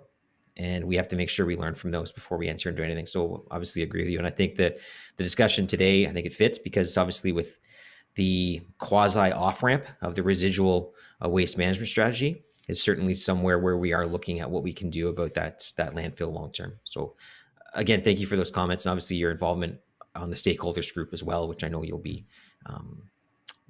continue to be involved in going forward with this plan. Councillor Menard. Thanks very much, Chair. And yeah, I also appreciate your delegation here today from Waste Watch Ottawa. Appreciate the endorsement of the Zero Waste Ottawa vision, the guiding principles and the goals, and the long list that has been released. And I think you're absolutely right. We need to go through that process before anything else is signed, that sort of thing. I did want to raise a couple of pieces that came out in your presentation. You mentioned that the city's own waste footprint could be further supported by the development of a zero waste green procurement policy. I'm wondering if you could expand on that. I think it's just a companion piece to the whole notion of dealing with the city's waste footprint, which is surprisingly large. I think what was the number? 8-9% of the waste we dispose of is generated from city facilities. So I think what the city needs to do is to support as best as it can shifting to that circular economy that the plan talks about. And that means, in fact, providing markets for things like waste plastics. One of the issues with plastics have historically been markets have been a real challenge, and particularly since China legitimately close the border to all of our nasty plastic waste. So if you in fact build into your procurement policies requirements such as any packaged good or anything the city buys has a certain amount of recycled content, as just one example, or meets certain greenhouse gas objectives, that you could support the bigger picture of the circular economy. So it's just a companion piece to addressing the city's waste management facilities footprint. Okay, thanks for that. I will be asking staff about the point you raised around our GHG data on the baseline for the waste management system in open session. So I'll ask that question of them. Thank you for raising that as well today. You also asked a question around stakeholders and the general public participating and helping to assess and rank the triple bottom line elements for each of the options. How would you see that working? Well, I think it has to be a fairly open process. I mean, particularly some of these issues, I mean, social impacts can be very value laden. And I think we just need to be fairly open and transparent. That's really what we're arguing in this particular case. And it's encouraging to see that the city has got the amount of response it has, despite the challenges of the pandemic. And we just need to kind of make sure that we continue to be as open to that, and that when people are looking at, excuse me, looking at options, that they in fact have a fair understanding of what the balance of that is, and have some opportunity to maybe even score them themselves. We'll do that certainly on the sounding board, but I think we could do that with the public as well. Okay, and then you also, another important point I think you raised is around the regular annual reporting. So I'll also ask that in staff in open session, just to give them a heads up as well. Appreciate you being here. Yeah, thank you, Councillor. Watch Ottawa.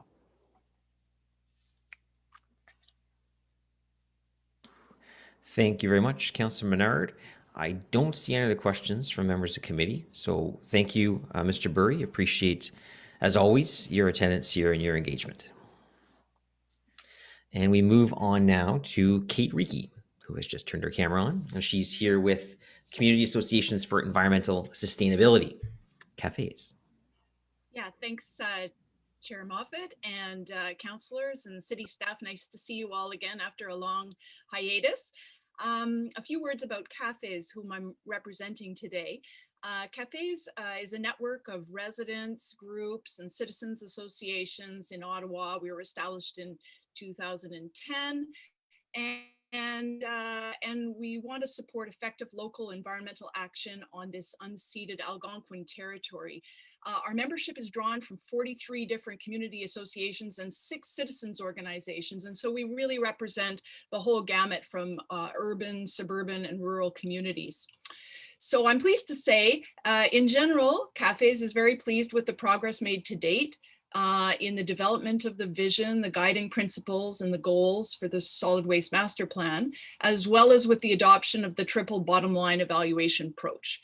We, of course, have been members of the stakeholder sounding board, and so we've been involved in this from day one.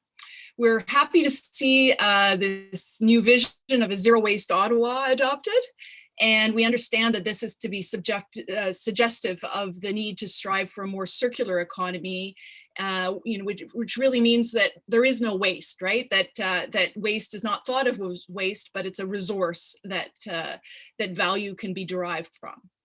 So CAFES works closely with Waste Watch Ottawa and is fully supportive of all the points that Duncan raised just now, including the need for measurable diversion targets, GHG baseline data, and transparency in the evaluation methodology. In November, I think it was, CAFES and Waste Watch Ottawa, we listed some recommendations for the solid waste master plan. And we were pleased to see actually that many of these have been included in the high level long list of options presented. I did a little check of the long list, and I'd like to highlight, however, a few of our recommendations that appear not to have been taken on board, or at least duly emphasized in this long list. The first thing that we had recommended was a bylaw banning the commercial use and sale of all unnecessary single-use plastic items that are not easily recyclable. And of course, we know that bans of certain plastic items are being considered at other levels of government. However, there's no guarantee as to the comprehensiveness or even the timeliness of these measures. And meanwhile, we've done our homework, and there's really nothing to stop the City of Ottawa from demonstrating local leadership and implementing such a ban. The second thing we recommended is a no single-use item procurement policy for all city facilities and programs. Now, we see in the long list a reduction strategy that's proposed, but we believe that the city needs to be bolder in its leadership and eliminate the procurement of unnecessary single-use items altogether. Or even better, as Duncan has mentioned, a green procurement policy that goes beyond the single-use issue. Another of our key proposals that we had made was to allocate significant resources to programs that seek to change consumption patterns and reduce waste through product reuse, repair, and refurbishing. And on this point, we're really pleased, I have to say, to see such a wide range of options presented relating to waste avoidance, reduction, and reuse. And we really endorse this general thrust. But in terms of funding, it's really important that we allocate sufficient city funding for these options, and not to be relying on, the volunteer labor of charitable organizations. And we really want to see these institutionalized as permanent city programs. Savings, like the city stands to save quite a bit in the implementation of the extended producer responsibility program. And I think that these savings could easily be directed towards some of these programs. 1 minute remaining. Okay, I think all of these recommendations all support the reduction of waste being generated in Ottawa, but even more importantly, we'd like to issue a final. Just take your time. Yes. Take your time. I know you get a bit, but just take your time. Okay. But more importantly, we'd like to issue a final cautionary note on residual waste to energy technologies, such as that which was presented by Landera just earlier.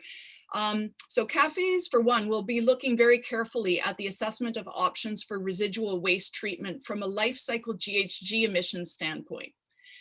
Many of the proposed technologies, from mass burn incineration to pyrolysis to gasification, like we just heard, are energy intensive and can have substantial carbon footprints. Although these can also produce energy, their offsetting potential is only partial and reduced over time as our existing energy grid becomes greener. All of this needs to be carefully quantified. And the last thing we want to do in the context of the climate emergency is to lock ourselves into technologies that actually increase our emissions profile. So in conclusion, we think in general, the city is generally on the right track in terms of shifting the focus from end-of-life waste management towards more circular approaches, focusing upstream and on waste reduction. And we hope that these points will be considered. And of course, we look forward to the next phase of engagement on the plan. Thank you. Thank you. As always, appreciate CAFE's engagement at committee. So we have Councillor Menard here for you. Thanks very much for being here. Really nice to see you. I'm just wondering if you have any advice for us on that engagement as it comes. There's a lot planned. This is one of the things moving through council now and in the next term of council. Is there anything that you would really like to see as part of that engagement process that you're not necessarily seeing in the plan now? Mm-hmm. I think one of the things is the general public is not really very well versed in all of these new technologies for chemical processing and gasification, and really the average person doesn't understand these technologies well enough to have an informed decision. So I think it'll be really important to be able to synthesize the critical information in a way that is generally understandable, and so that people know what they're voting on, what they're talking about, and what they understand. Another element that we didn't see highlighted in the report, but I think is really super important, is the issue of bioplastics. And although it's there's a lot of really good public education work that is being proposed as part of the long list of options, but I think bioplastics, it merits some focused attention, because it's a real nut to crack. We have to educate people on how to dispose properly of all the different types of bioplastics. And we also need to make sure that our composting or whatever kinds of organic waste management facilities can handle bioplastics. They represent a huge opportunity, but with certain risks, and we need to keep that engagement up. Those would be two that I would recommend. Okay, great. Thank you so much for that. Thanks for being here. Thank you, Councillor Menard. Councillor McKenney. Thank you, Chair. Thanks, Kate, CAFEs, for being back at committee. Your input is always greatly appreciated, of course. I just want to circle back around to your notion of, changing consumption patterns and single-use plastics, and what is within our purview as a city. And Chair Moffat mentioned at the beginning that we've been working towards this. So we had a motion that we passed. I brought it actually about a year and a half ago, that looking at city facilities and what's the single-use plastic that is embedded in our city facilities. And I think really the most, to me anyway, and I think to most people, the one that really is the most difficult to understand is plastic water bottles, right? And how we continue to ignore the fact that we've got the best drinking water in the world, and we turn to plastic water bottles. And turn to water that's delivered to us in these plastic bottles. And we know that most of those bottles end up in the waste stream. They don't go into recycling. And do you see, and I have some questions to staff on this, but do you see any other way of changing that behavior and changing that type of consumption pattern without two things, a ban, like almost an outright ban, like you just don't produce them and don't purchase them as a city. You know, doing what we can to promote our own drinking water. And do you think, as a resident and as a member of cafes, that we do enough as a city to promote, again, what is exceptionally good drinking water? Mm-hmm. Yeah, no, you're right. The drinking, the plastic water bottle issue is another difficult nut to crack, and I was dismayed to find that still, even despite your motion from last year, there's still we're still working on finalizing those contracts. Seems to take an awful long time.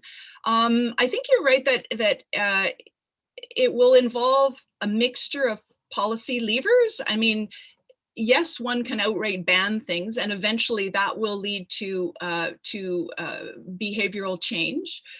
We can study behavioral change because sometimes, and that's part of the proposal, and I think that's really important, the behavioral insights as to what causes people to make fundamental lifestyle changes. But I think there's also the promotional element that you mentioned that I don't actually think that the city does enough outreach in that regard, because, and I think it's partly structural. I think the city is run in silos, as many bureaucracies are. And so what could be a very positive promotional message? There seems to be no institutional home for who's going to be leading this effort to educate people on the quality of our water. There's many different citizen initiatives that we can work with, and in terms of lowering consumption rates, I think it's the city does need to play a role, and it can be highlighting good practices, businesses that are working towards circular approaches should be highlighted. Maybe a funding program or some sort of highlighting good practices, or looking at other municipalities that are doing it better than we are, and what are they doing. So I think there's a lot that can be worked from. We're not in this alone. Other jurisdictions are working through these same issues, learning from others' good experiences, and working through a variety of policy levers, some of them regulatory, others incentivization, and eliciting and valorizing local efforts. I think it's got to be a mix of everything. Yeah. No, I appreciate that, and just appreciate your insight into that. And I've had the discussions with staff, and certainly I don't think they disagree, but we have to find what works and move forward on just reducing it completely and changing those behaviors. So thank you. I appreciate the response. You're welcome. Thank you. I will just mention one thing. I know Councillor McKenney had clarified this on social media as well. The contracting thing wasn't necessarily an issue of staff taking too much time. It's literally we had contracts up until a certain point, and the motion was always about negotiating those next contracts. But I think there was still about 18 months or 2 years left in those contracts at that time. Is that right? It was actually a volume. We had to get through a certain volume, which was unfortunate, but COVID, of course, and shutting down our facilities meant that the volume was not moving. So, staff have gone back and there are further negotiations. And my understanding, actually working with Councillor Menard and staff, is that they are, coming to an agreement that we will not have plastic bottles in city facilities. So some good news, certainly, but and I think that that's as a result, because I don't think Pepsi and Coke do things, I mean, I've never worked for them, but I think they do what they do for profit. And I think change in behavior is what drives that, right? I think people are just demanding something different. So we have to just take advantage of that and make sure that our water is just promoted. And there's plenty of refilling stations. Yes, exactly. And bathrooms. And bathrooms. I tried to buy as much bottled Coke as possible to get us through to offset the water purchase and accelerate the end of the contract, but I can only consume so much. So thank you, Councillor. Thank you, Kate. Appreciate, as always, again, you being here. And that is it for delegations. So we can now move to questions to staff. And we have a number of individuals here. Obviously, Nicole and Shelley, as you saw earlier. Kevin Wiley's here, Marilyn Journeau, Andrea Flowers, who obviously leads our climate and resilience team. Will McDonald, I mentioned, Chief Procurement Officer. So a number of individuals here to be able to answer questions that you may have on a variety of topics. So don't all put your hand up at once. Oh, there we go. Councillor Menard. I'll start, sure. Thanks, Chair. Really appreciate this report, first of all, and all the work that has gone into it. There's a lot moving through the city right now. This particular report, though, has a lot of outlay and time in front of us to get it right and to work with our communities and others to make sure we're delivering for folks here, and that there's a need to change. I read Randall Denley's article recently, and I think it's important to recognize that regardless of where we go in the next little while, just simply saying we're just going to keep adding landfills or other technologies and incineration sort of thing, and just accepting the problem as it isn't going to work. There needs to be some change. We need to do more reducing, reusing, recycling, and of course moving towards that circular economy, regardless of other landfill sites or other technologies that emerge.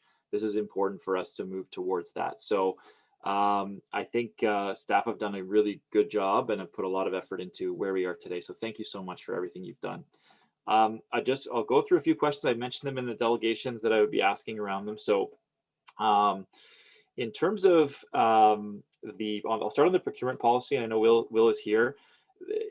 Is there a move afoot, and I know we've talked about this before, in the development of a more zero waste green procurement policy that would encourage things like the purchase of materials with recycled content and a consideration of this for the future? How are we going about that work to match what our goals are in this plan? So, Mr. Chair, there's really two elements that relate to this. The first is that there is an update to the sustainable procurement guidelines that is ongoing as a result of direction from Council. In addition, the policies that underpin a lot of the work of the operational areas inform what happens. And as an example, things like the green building policy have an impact on the type of structures that are being developed and the specifications that inform them. And so these are really important that they happen in tandem, because as the zero emission bus report highlighted, there are several operational considerations that need to be assessed in developing a procurement strategy. And so they can't be done in isolation. The operational areas have the technical expertise and market knowledge to identify sustainable criteria that work with their operational requirements. And so what we're proposing is not a blanket procurement policy, but a combination of both specification development and procurement methodologies that would derive Council's desired outcome. That's great to hear. Is there going to be a focus on zero waste, or that as a goal through all of our procurement? I know you're saying not a specific policy, but how are you going to focus on that? What are we going to do in terms of talking to staff to make sure that that is a priority? So, Mr. Chair, I don't think that could be directed at the procurement level. I think this needs to be done in tandem with the operational areas and the procurement process developed to achieve the objectives of the project at hand. And so where a decision is made to procure in a zero waste with a zero waste specification, the procurement policy would be developed to mirror that and to achieve that objective. Okay, thanks very much, Will. I appreciate that. There's another question that was asked during the delegations or referenced around the baseline greenhouse gas analysis of current waste management system, and how critical that's going to be in terms of conducting a comparative assessment and the impact of the proposed options, which is part of our assessment criteria, of course. So, Waste Watch Ottawa has mentioned that the data has been talked about before, but hasn't been released yet. I'm wondering if we can get an update from staff on that. Absolutely. Thank you, Councillor. So, Mr. Chair, that is a deliverable, yes, that the technical consulting team has worked on, so undertaking that baseline modeling of our existing system. So we do intend on meeting with the stakeholder sounding board later this summer as an opportunity to work through some of the contents that have been shared today as part of the Phase 2 Master Plan report. And we'll also be looking to share the results of the GHG baseline information. And then moving forward as part of the next stage of the master planning process is once we're evaluating and shortlisting those options into those 2 moderate and aggressive scenarios, we'll then be able to model out the greenhouse gas emissions potential of those 2 different scenarios to be able to compare that to the baseline. Okay, thank you for that. I wanted to also touch on the waste diversion targets. So we are obviously striving for a zero waste future, and that is important.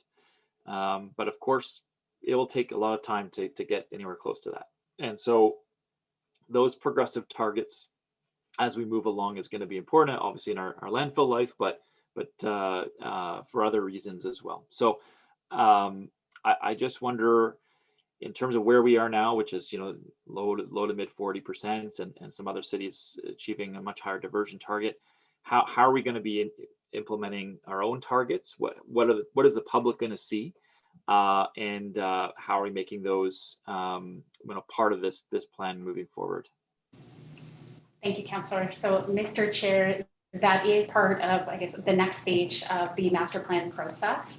That we will be working with the community and stakeholders as part of the next engagement series, seeking their input on proposed targets. So once we are shortlisting the options and putting together the moderate and aggressive scenarios, we'll also be developing a suite of proposed targets, working alongside our stakeholder sounding board later this summer as well to have conversations on that. And that, of course, will, once we're seeking that input from the community in terms of those targets, they will make their way into the recommended draft strategy as that opportunity to recognizing where those targets are and what the different performance measures and how we're ranking that regular performance reporting in terms of what the targets are that we've set out to achieve. Thanks very much, Nicole. My last question, Chair, is just around some of our need to move quickly on some of these aspects, and I say that on some of the simple ones that I think are slam dunks. They meet our criteria. They're right there. So, just in terms of timeline, are we going to see any changes to our own waste management systems prior to the start of the next term of council? So, I think we said Q1 2023 is when the final decision will be made. Will we be seeing any other changes made in the interim? Of course, the provincial government has a say in all of this, and our producer responsibility changes. But what could Ottawans expect before Q1 2023, if anything, that may be slam dunks and we know that they meet all the criteria that's been established and should start to be implemented? So thank you, Councillor and Mr. Chair. So, of course, in terms of all the options that we've identified in the master plan, you're absolutely right. There definitely are some short-term win opportunities. So we're looking forward to that conversation, that dialogue with the community later this fall. But as you'll recall, there are a number of component projects that are underway. So most notably, looking at advancing both engagement and development of or implementation of a new curbside diversion policy that would look at short-term implementation opportunities to help further drive diversion. We also have the multi-residential diversion strategy.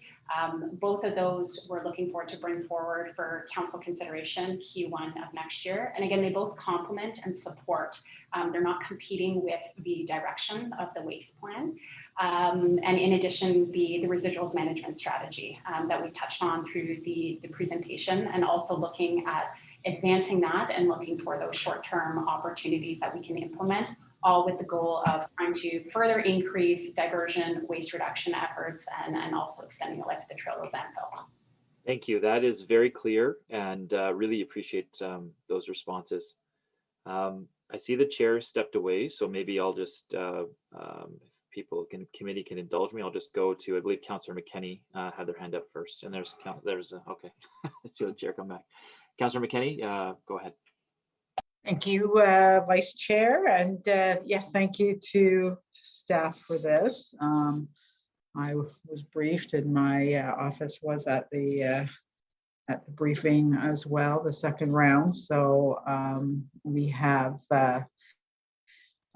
been involved over the past couple of weeks and looked through this, and you know, in terms of our moving forward, and just the shift in the way that we're thinking about waste has changed as a city and as a council significantly, even just in the last 3-4 years.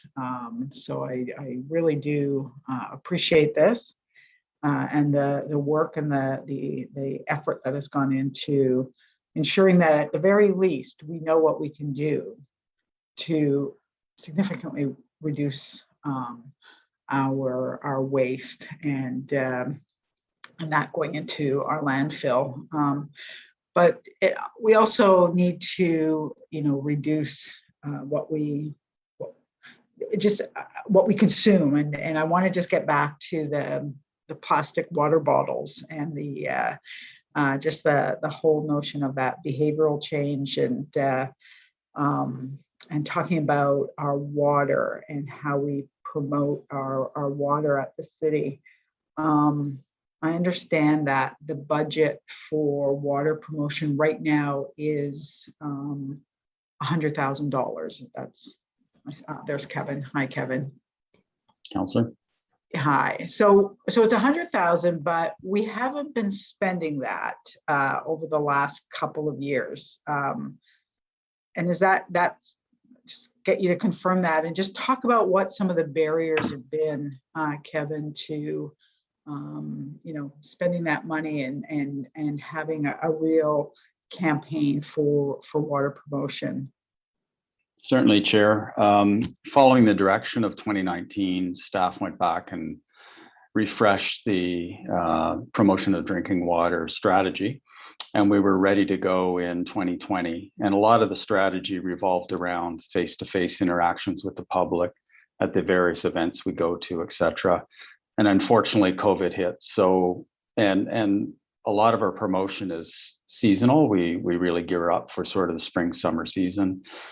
So with COVID hitting, that was all suspended. Now we're hoping next year we won't have that COVID issue, and we'll be refreshing the strategy yet again, coming up with some novel ways of promoting drinking water, and I'm confident we'll have a robust campaign next year.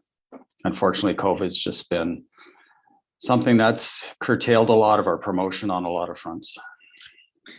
And Kevin, what was the shortfall in terms of what you spent out of that $100,000? Over the last couple of years? Yeah. Approximately. Yeah, 2020 we could only spend 32,000 out of the 100,000. So far to date, again, because COVID's curtailed almost all of the activities, we've only spent about 10,000. Okay.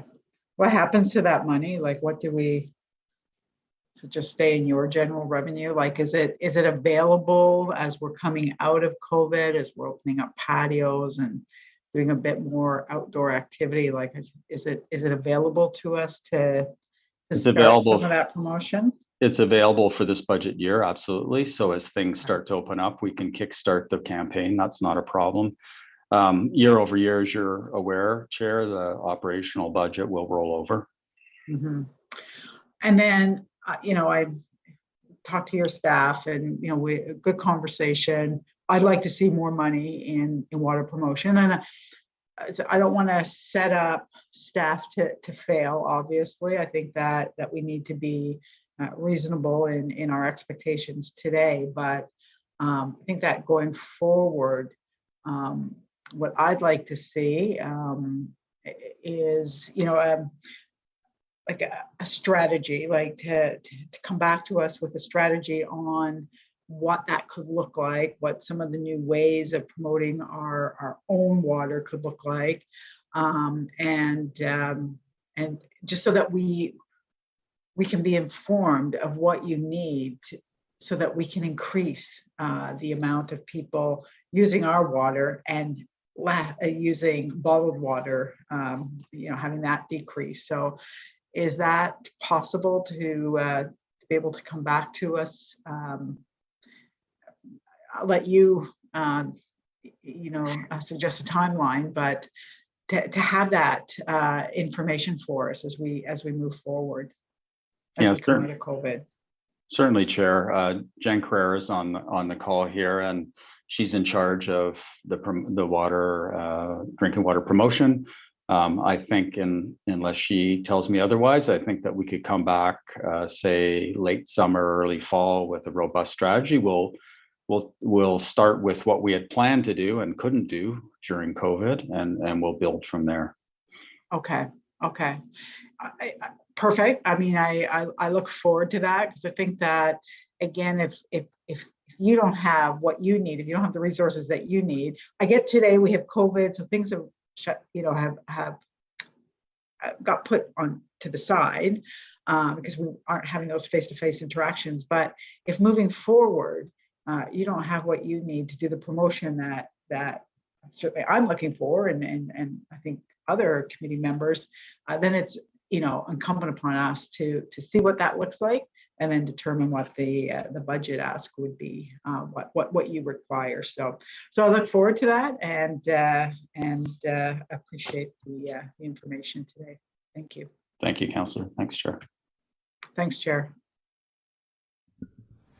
Thank you, and thanks to Councillor, my reliable vice chair, for stepping in for me. I had to take an important phone call about a child who's having difficulty pooping. It's, I know you guys look at me and you're like, I just wish I could live his life. It's a dream. Okay. Our next councillor up is Councillor Hubley. Thank you, Chair. Appreciate the chance to follow up with staff. I'd like to get their observations based on the both the land era presentation, if there was anything in there that they would want to bring to our attention, any concerns or any positives out of it, I'd certainly appreciate. And also get them to expand a bit on the notion you suggested about having multiple pilots underway. So thank you, Councillor. So, Mr. Chair, I guess first and foremost, at this part in the master planning process, we are investigating a number of different types of technologies and their particular ability to meet the city's future needs. So we're not yet at that stage where we're confirming the types of technologies. So again, we're looking forward to that discussion with the community as we engage further this fall. At this point, you're going to see, in particular related to the Landera technology, it does fall into one of the options that is included within the master plan in the long list, and that's looking at some of those emerging technologies. And of course, if there is interest and support from council, it's something that we can facilitate the demonstration of, some of these emerging technologies that aren't quite proven at the scale required for the city's needs. And one of those options that covers that is the innovation and technology strategy option. So that opens the door to that opportunity to look at the potential for demonstrating some of these different pilot-based technologies. So using the city's existing buffer lands in and around the trail waste landfill as an example. So you'll see outlined in that particular strategy, the recommendation to develop a framework and a procurement approach to making sure that again, we're looking at different technologies that can potentially meet our unique needs identified through the master plan, and also recognizing that there are a number of technologies and companies out in the market. So making sure that we're opening it up to that competitive process. So, and oh, sorry, go ahead, Nicole. I thought you were done.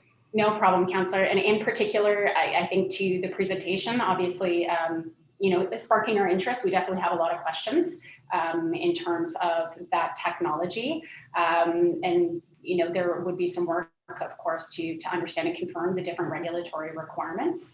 And, you know, interest in understanding to where they're at in terms of those discussions with the ministry. Given their technology is something in place in Tennessee, which has a very different regulatory jurisdiction in comparison to Ontario. Okay, thank you.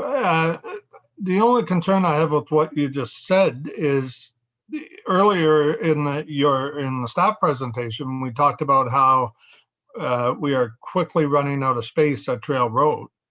And I'm not getting a sense of any urgency in trying to see if we can find different pilot projects to address this concern.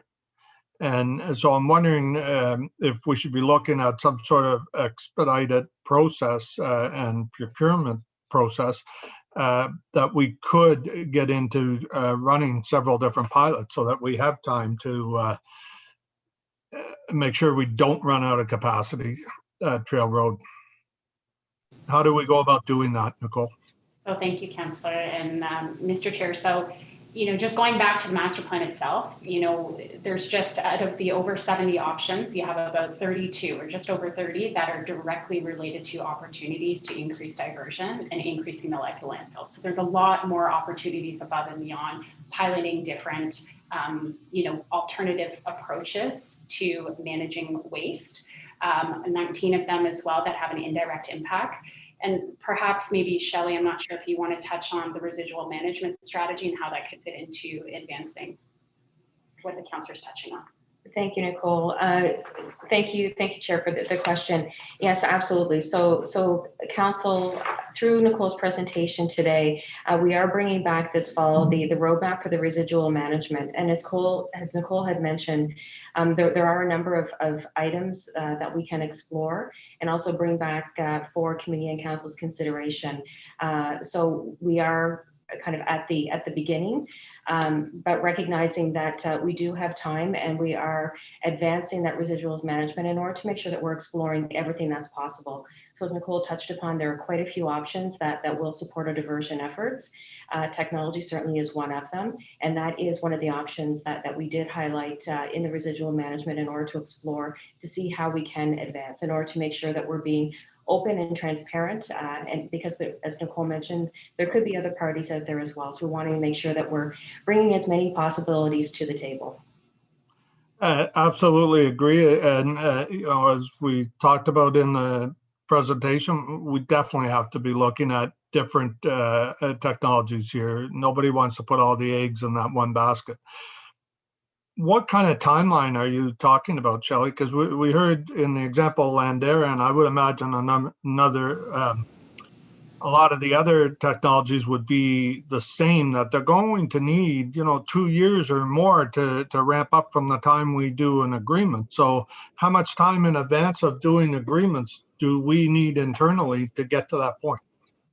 So, Chair, if you recall, we're bringing forward the roadmap this fall, 2021, and then a fulsome strategy in 2022. So within that fulsome strategy, we could be bringing back the framework in order to be bringing those technology companies on board. So with that time frame and aligning with what we heard from Landera today and possibly others, we could be bringing new proponents on board within 5 years, right?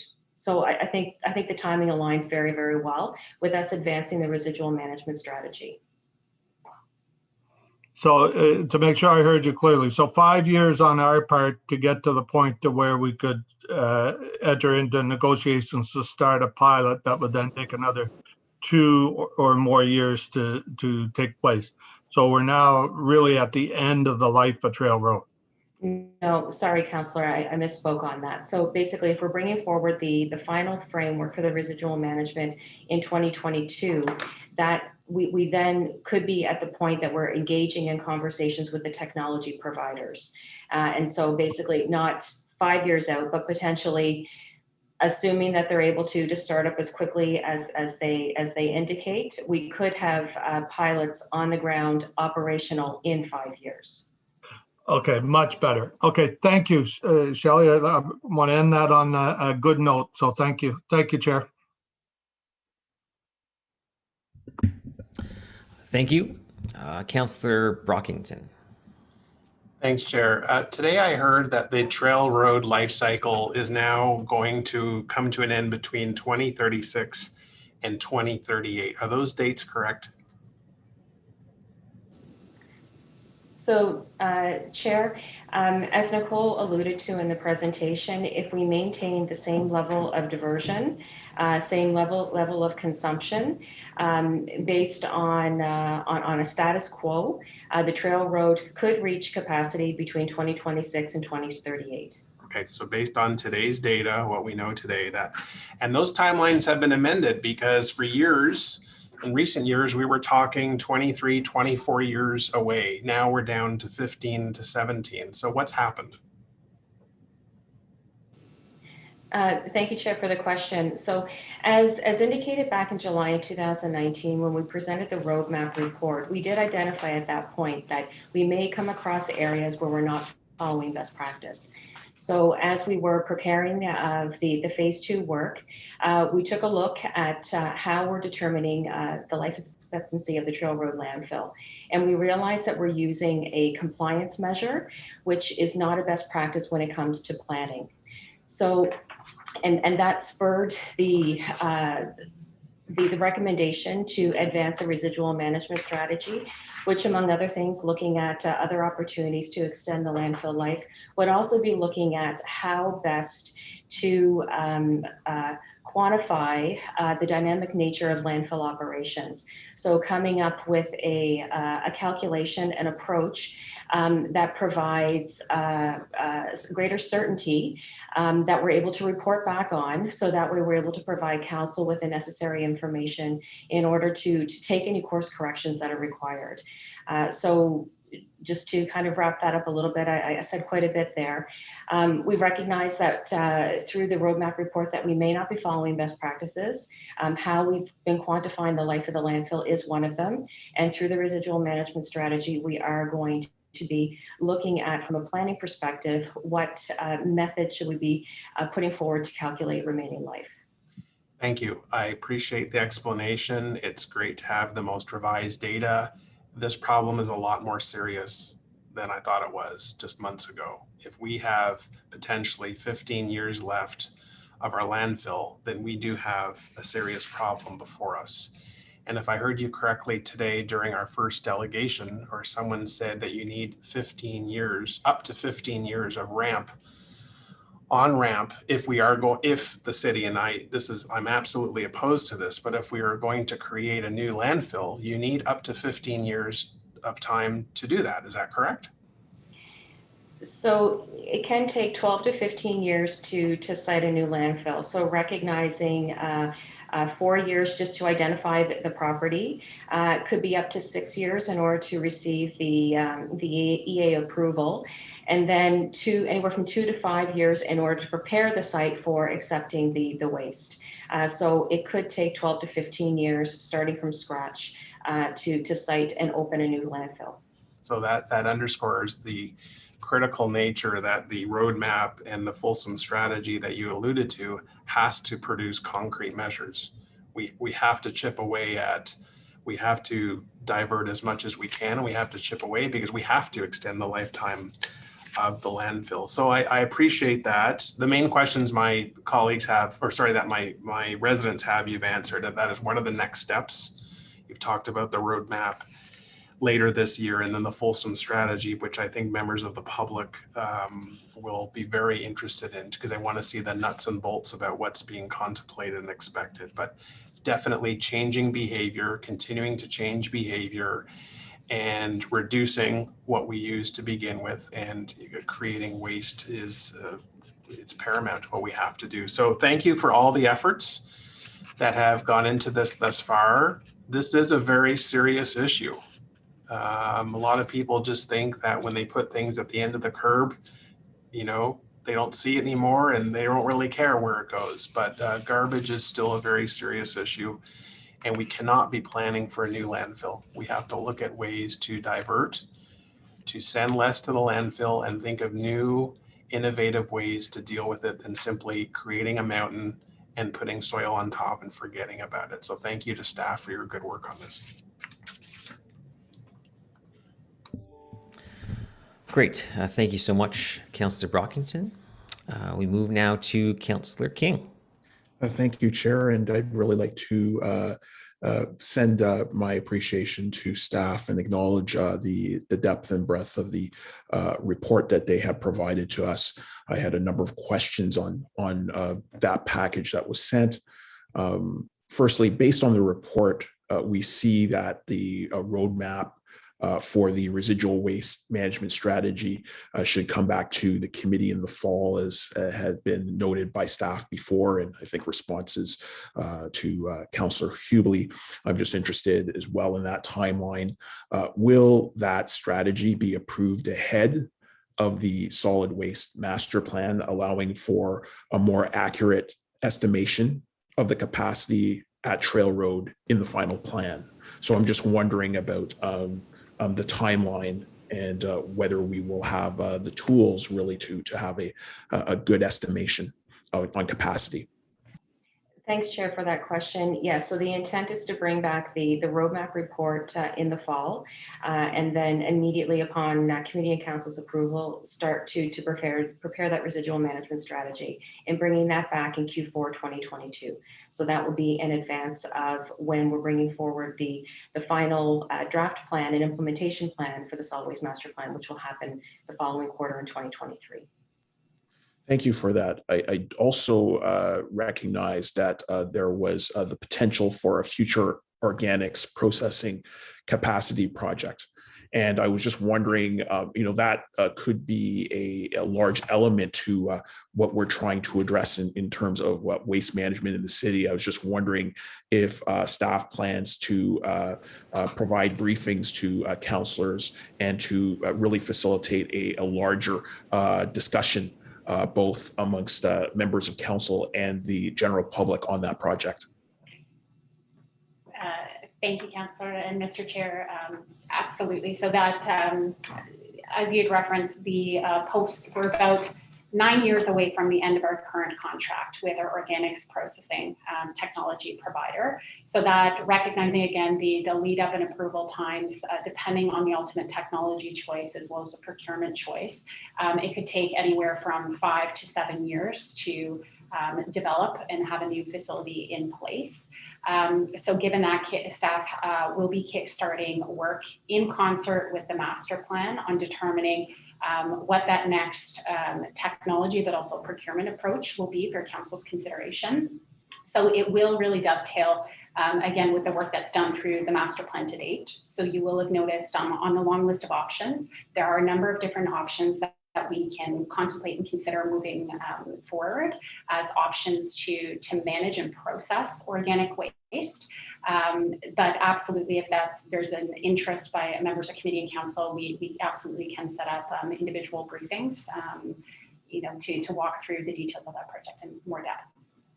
We'd appreciate that, because I think that we have to examine all the options on the table, all the innovations and all the technologies, and view them through the lens of what we might be controlling directly, what might be outsourced, and also through the lens of the environmental impacts ultimately, whether that's greenhouse gas emissions or greenhouse gas inputs as well, and what the consumption levels of that are. The next question I had was, and observation, is that the consultation on the moderate versus aggressive systems options are described as deciding how fast and how far we can collectively want to move as a community. And given council's declaration of a climate emergency, it seems like the question should be how fast and how far do we have to move collectively? So assuming these two systems, these two approaches, moderate and aggressive, are more of a continuum to illustrate options rather than a binary choice, how can those systems be framed around the urgency of meeting the city's energy evolution targets? Thank you, Councillor. Good question. So, Mr. Chair, in terms of the moderate and aggressive scenarios, I think there's a couple of different things that it will come down to is schedule, cost, performance, and some of the logistics, mainly in and around the availability and capacity of staff to be prioritizing these different initiatives. So in terms of schedule, the moderate implementation approach might be something that takes a little bit longer to achieve within the 30-year timeframe, versus more aggressively implementing some of the actions in the shorter term. Very similar with the cost is a moderate approach to implementation might see a situation where those annualized costs, they're spread out and less aggressive, kind of in the earlier areas of the master plan. Some of those important discussions to come with the community, we're recognizing that there's a lot of change that this plan is representing from the community, and a lot of part of that discussion, especially on those elements that will require public behavior change, it's getting an understanding of how quickly residents are willing to buy into the different options and consider undertaking their part to move forward in the change. So I think going back to one of the core goals of that is being proposed for committee and council's consideration is being aligning with the climate change targets. A number of the different options identified include those that were identified through the energy evolution strategy. So those are all options that we will have the conversations with the community this fall. Okay, just want to clarify, of course, we're going to have a public consultation, but do both the moderate and aggressive approaches meet the city's energy evolution targets of 100% GHG emissions? Is that, and reductions, is that the ultimate goal of both? Or would we have to apply the aggressive approach to meet those emission targets? A great question, Councillor. So for clarification, both scenarios will consider the different options identified to meet Council's climate change targets. Okay. Thank you, Chair. Great. Thank you. I'm just going to ask a sub question of something from that. You mentioned the residual waste management strategy is going to come back in Q4 of 2022. I'm going to break that down in eighths. Is it E7 or E8? Because it's a significant difference if you're aware of what happens on November 15th, 2022. Oh, great point. Great point. Okay. So we can talk about it afterwards. It's not the end of the world. It's obviously council changes over on November 15th, 2022. Yeah. Because of the change from the provincial government, it's no longer December 1st, the end of term, the start of the next term. It's now November 15th, which is only, I think the election's October 24th, 2022. There's only 20 days between the election and the next term of council. It's a little bit odd. Might be worthwhile if that strategy could come forward a little earlier, but I'll leave that up to you, and we can talk about that further. Obviously, this is something that involves this council sponsors group on solid waste as well, with myself and Councillor Menard and Councillor Elshantiri and Dudas. But then also with the roadmap coming, we're gonna discuss this further in the fall.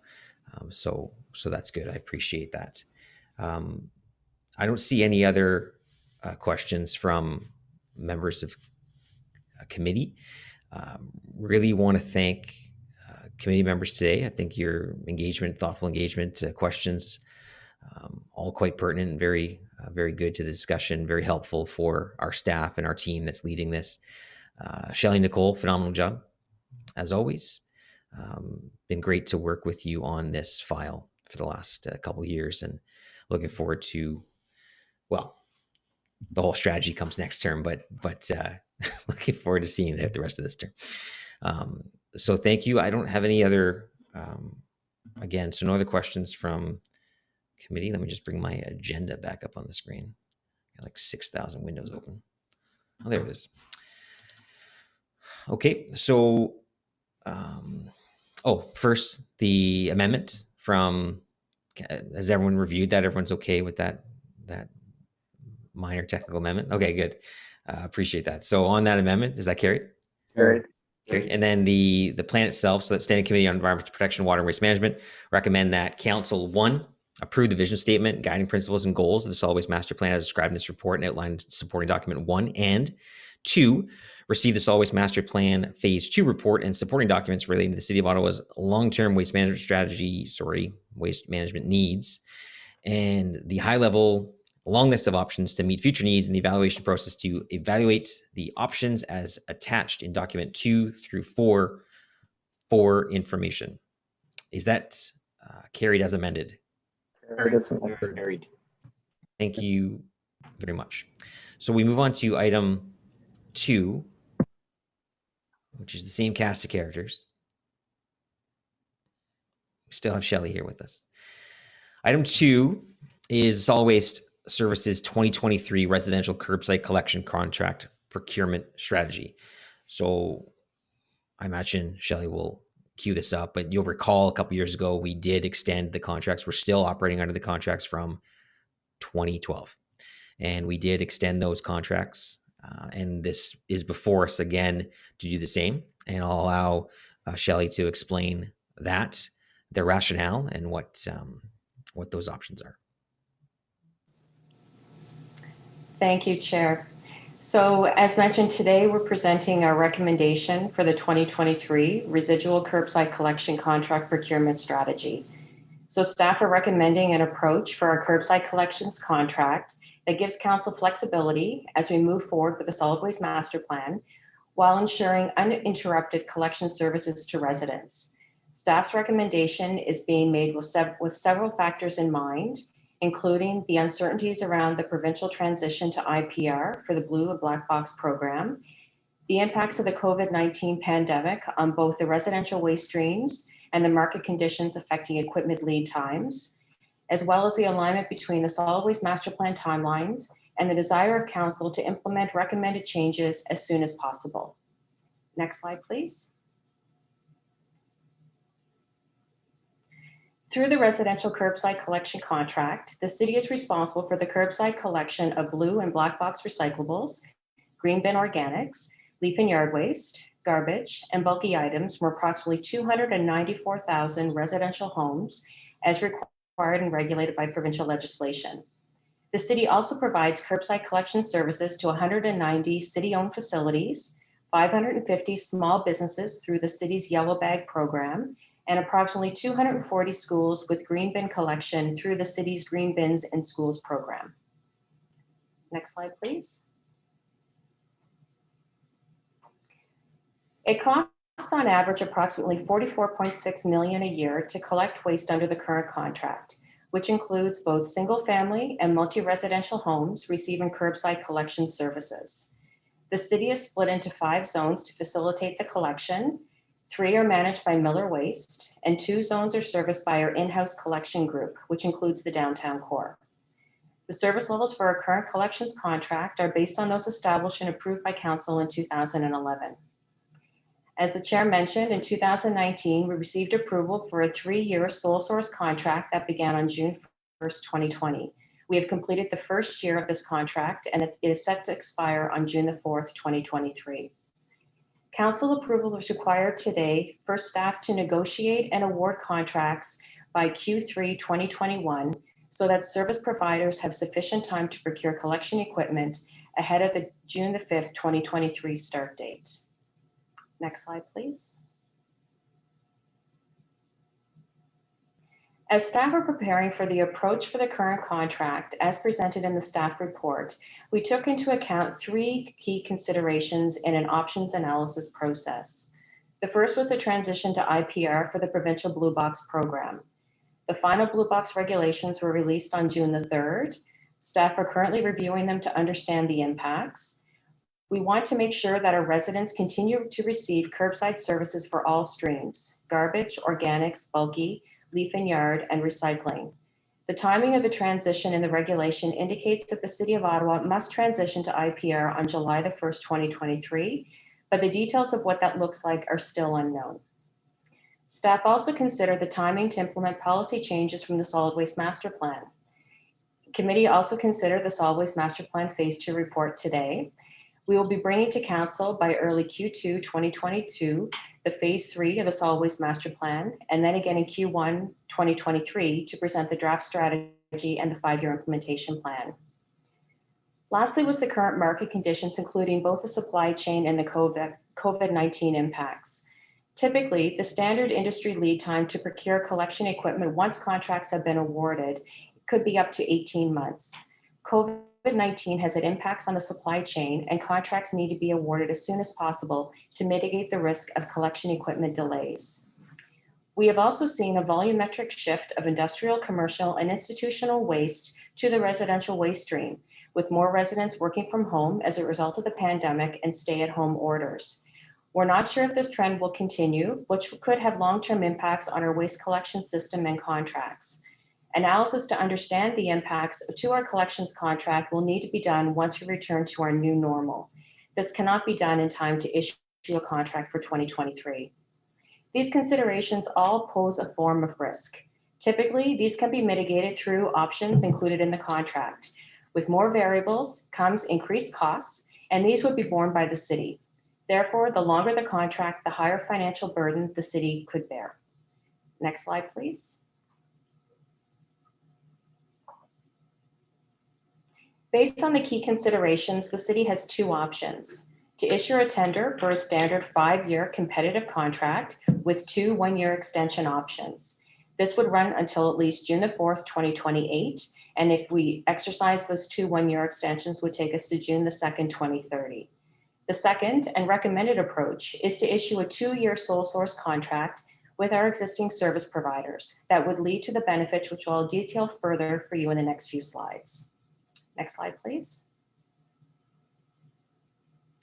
This slide highlights the important solid waste milestones that are being undertaken over the next few years. 2 of the key considerations that were touched upon previously are also shown: the Solid Waste Master Plan and the Blue Box transition. This visual helps to demonstrate why staff are recommending the 2-year collection contract and share the approach for the development of specifics for a new collection contract post-2025. I'd like to spend a few minutes reviewing each of these with you at a high level so that you can see how the 2-year contract strategy will align nicely to where we are currently in our solid waste planning cycle and where we intend to be by 2023 through to 2026. Today, we brought 2 reports forward for your consideration: the Phase 2 Solid Waste Master Plan and the 2023 Curbside Collection Procurement Strategy Report. Pending approval of both will rise to Council on July the 7th. Approval of the recommended short-term procurement strategy for 2023 will allow sufficient time to secure the new collection equipment and also enable staff to immediately begin planning and working on developing a more fulsome procurement strategy for the 2025 collections contract. In early October, staff will bring forward an update for Committee and Council on the Blue Box transition to IPR. At a high level, this update will provide Council with a fulsome understanding of the Blue Box IPR impacts on the city's waste collection process and include next steps for determining future recommendations for consideration. As a reminder, the producers have sole responsibility for determining what the new Blue Box program will look like and whether or not they wish to work with municipalities. We intend to initiate discussions with the producers shortly and into early 2022. And currently, without a full understanding of the direction that the producers will want to take, the city cannot determine how best to undertake collection services during the transition period, beginning on July 1st, 2023. Potential scenarios: we could be in or out of the recycling business. will be developed by staff and brought forward for council consideration in late 2022. These scenarios will consider collection costs, service level expectations, and outcomes from our discussions with the producers. This fall, staff will also launch the Solid Waste Master Plan Engagement Series 2. By the end of the year, staff will conclude this engagement and prepare to bring forward Phase 3 of the Master Plan for consideration by Committee and Council in early 2022. Shortly thereafter, Engagement Series 3 will launch, which will include consulting on the draft Solid Waste Master Plan. Staff will bring forward the Solid Waste Master Plan draft strategy and the 5-year implementation plan in Q1 of 2023. This strategy will have key elements that will inform the next strategy for our residential collection contract. Staff will begin developing the next residential collection contract immediately following approval of the short-term contract. And we intend to bring it forward to Committee and Council for consideration in Q2 2023. July 1st, 2023 is the targeted IPR transition date for the City of Ottawa. As previously described, the implications of this date in terms of a collection contract are not yet known. Then in June 2025 will be the end of the 2-year short-term contract and the beginning of a new standard term contract, pending council approval for the strategy in 2023. Next slide, please. The recommended 2-year sole source contract would be with the existing vendors, Miller Waste and the in-house team, and would maintain the 2011 council-approved service levels that exist under the current contract. The contract will go until June 8th, 2025, which provides for many benefits.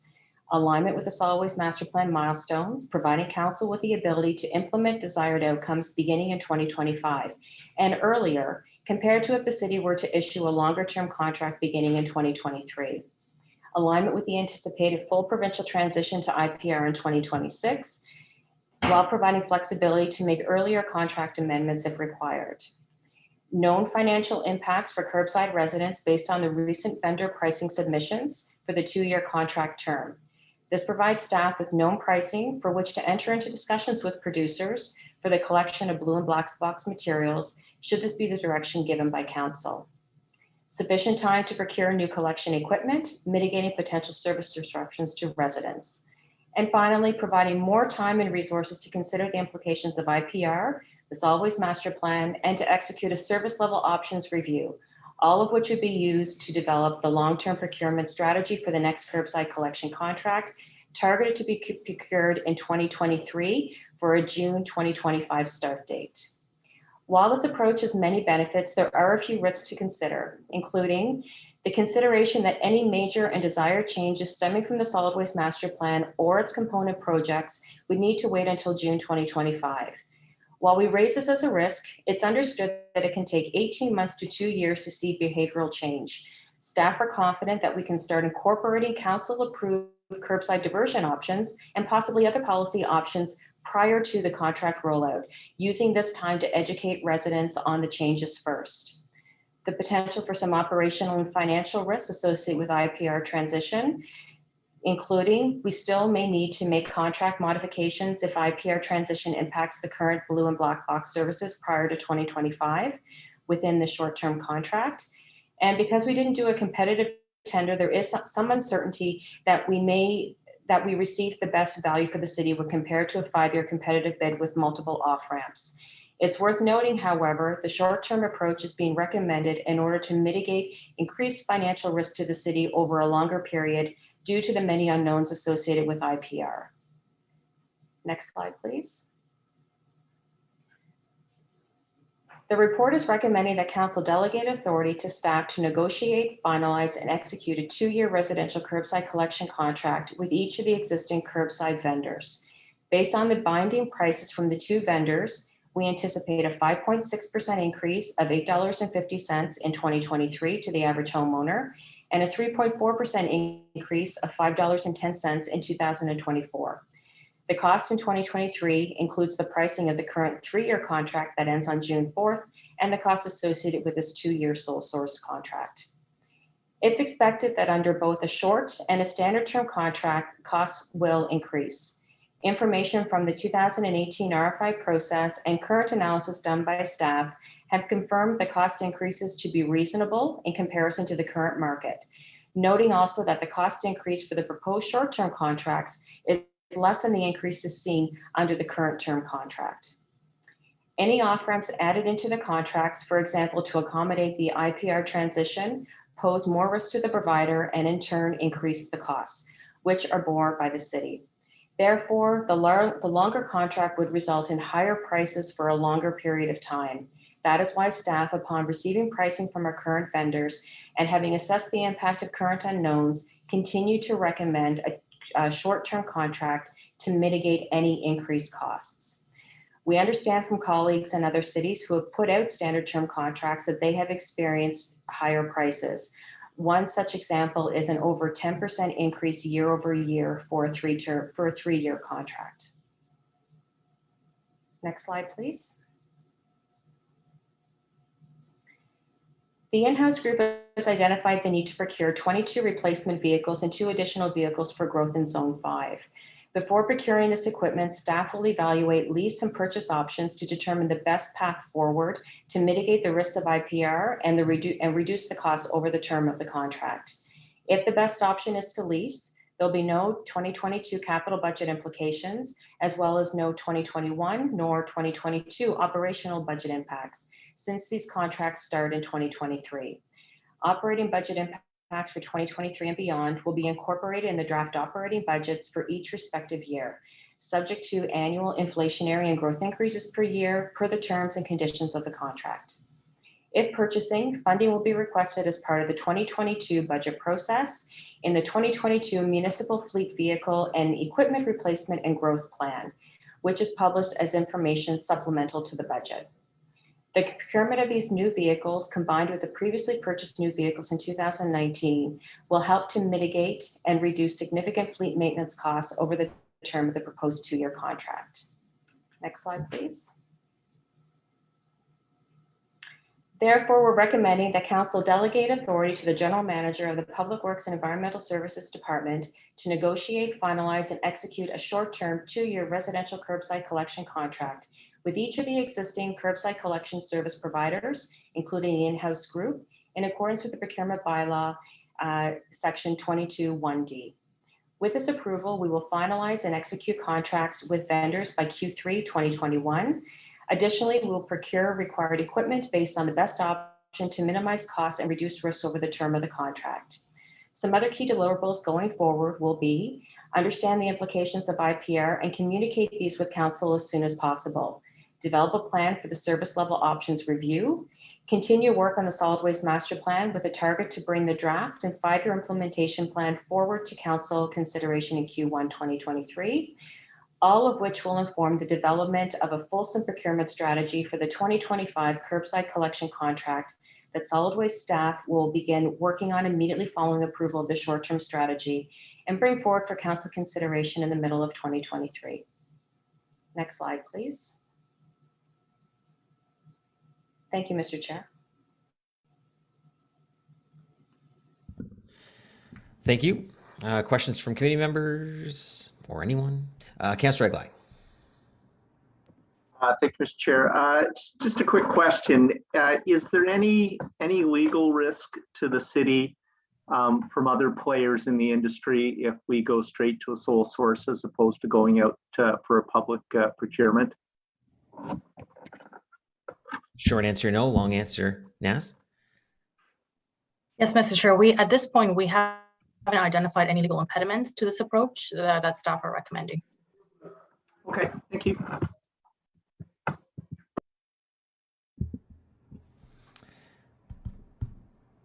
Thank you, Councillor Egli. Any other questions?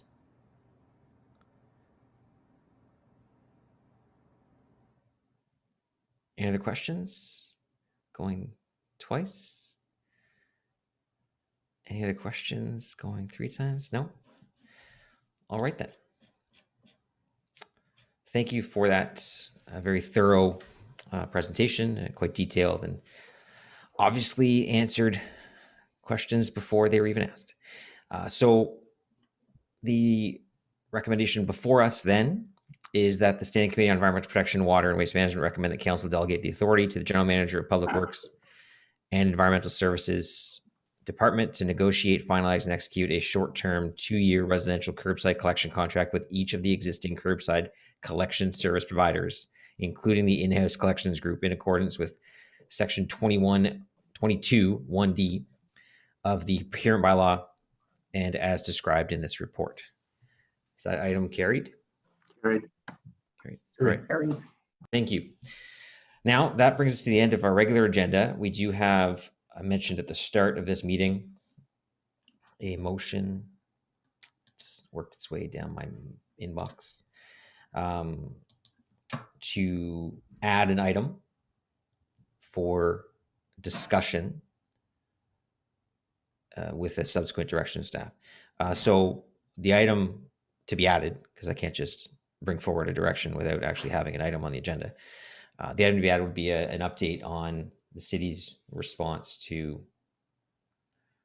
gypsy moth situation. I don't really have a motion to add it, to be fair, but can I approve the additional item as item 5 on the agenda?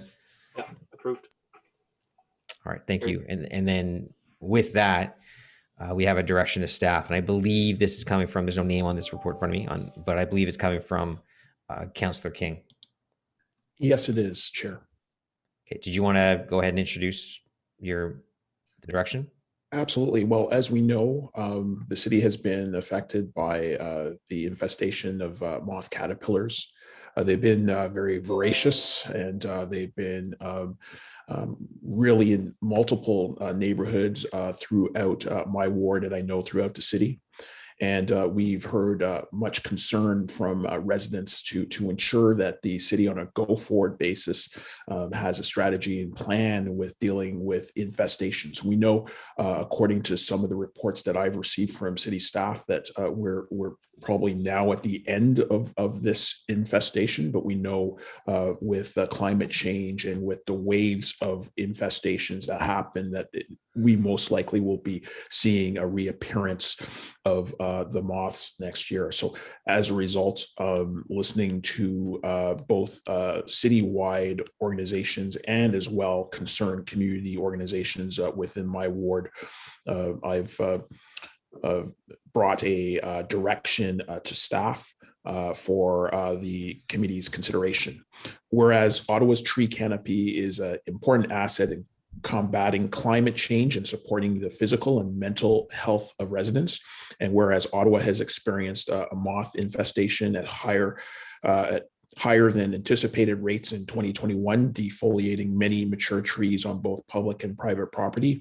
And whereas it is expected that the moth infestations will also be significant in the next several years, and whereas community participation and education will be a vital part of any effective management strategy, therefore be it resolved that city staff update Standing Committee on Environmental Protection, Water and Waste Management in Q4 2021 on moth impacts, and to develop a response plan for moths in Ottawa that include communication of best practices and mitigation supports to residents and community groups, and include any potential budget pressures that may be associated. Be it further resolved that city staff, as part of the urban forest management plan that is coming to council in Q1 2022, include an update on current forestry initiatives to increase and diversify the urban canopy. All right, thank you for that. I do know that I think staff were obviously engaged in this prior to today, and I had seen, I'm aware that our forestry service staff were not able to attend this committee meeting today. I know Kevin Wiley is here. I remember seeing an update from Jason Pollard, attributed to Jason Pollard, not that long ago on this subject, speaking to plans toward 2022 to discuss that further. I know the city was helping out community volunteer groups with this situation throughout the city. So Kevin, did you just want to provide a quick response? Obviously, we'll accept the direction here from Councillor King, but just wanted to get an update from you, just some comments. Yeah, certainly, Chair. It was on staff's radar last year. As we know, it was predominant in Southern Ontario. We saw it in Lanark County. I think what's probably exacerbated it coming to Ottawa is the dry weather. We've had a lot of winds lately, and that hasn't helped. Staff are working on mitigating strategies both at the city level and also suggestions, and we'll have a education campaign on our website for residents how they can combat gypsy moths on their trees as well. So we'll be coming forward with that in time for 2022 for the season, as you pointed out, or as I think Councillor King pointed out, we're at the end of the cycle now for this year.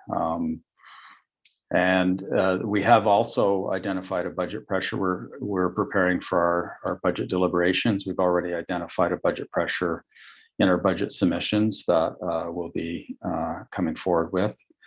You know, the other thing to keep in mind, I know it's quite dramatic when residents see the devastation of our canopy, but trees are resilient, and I'm not the expert, but the forestry experts tell me that some species of trees will relief this season. Other species of trees will relief next season. So it's not that, you know, if residents are seeing some of the devastation, it's not that it's killing the trees. They will regenerate. But having said that, we have to be proactive, and we'll be coming forward with a strategy. And I thank Councillor King for his motion or his direction.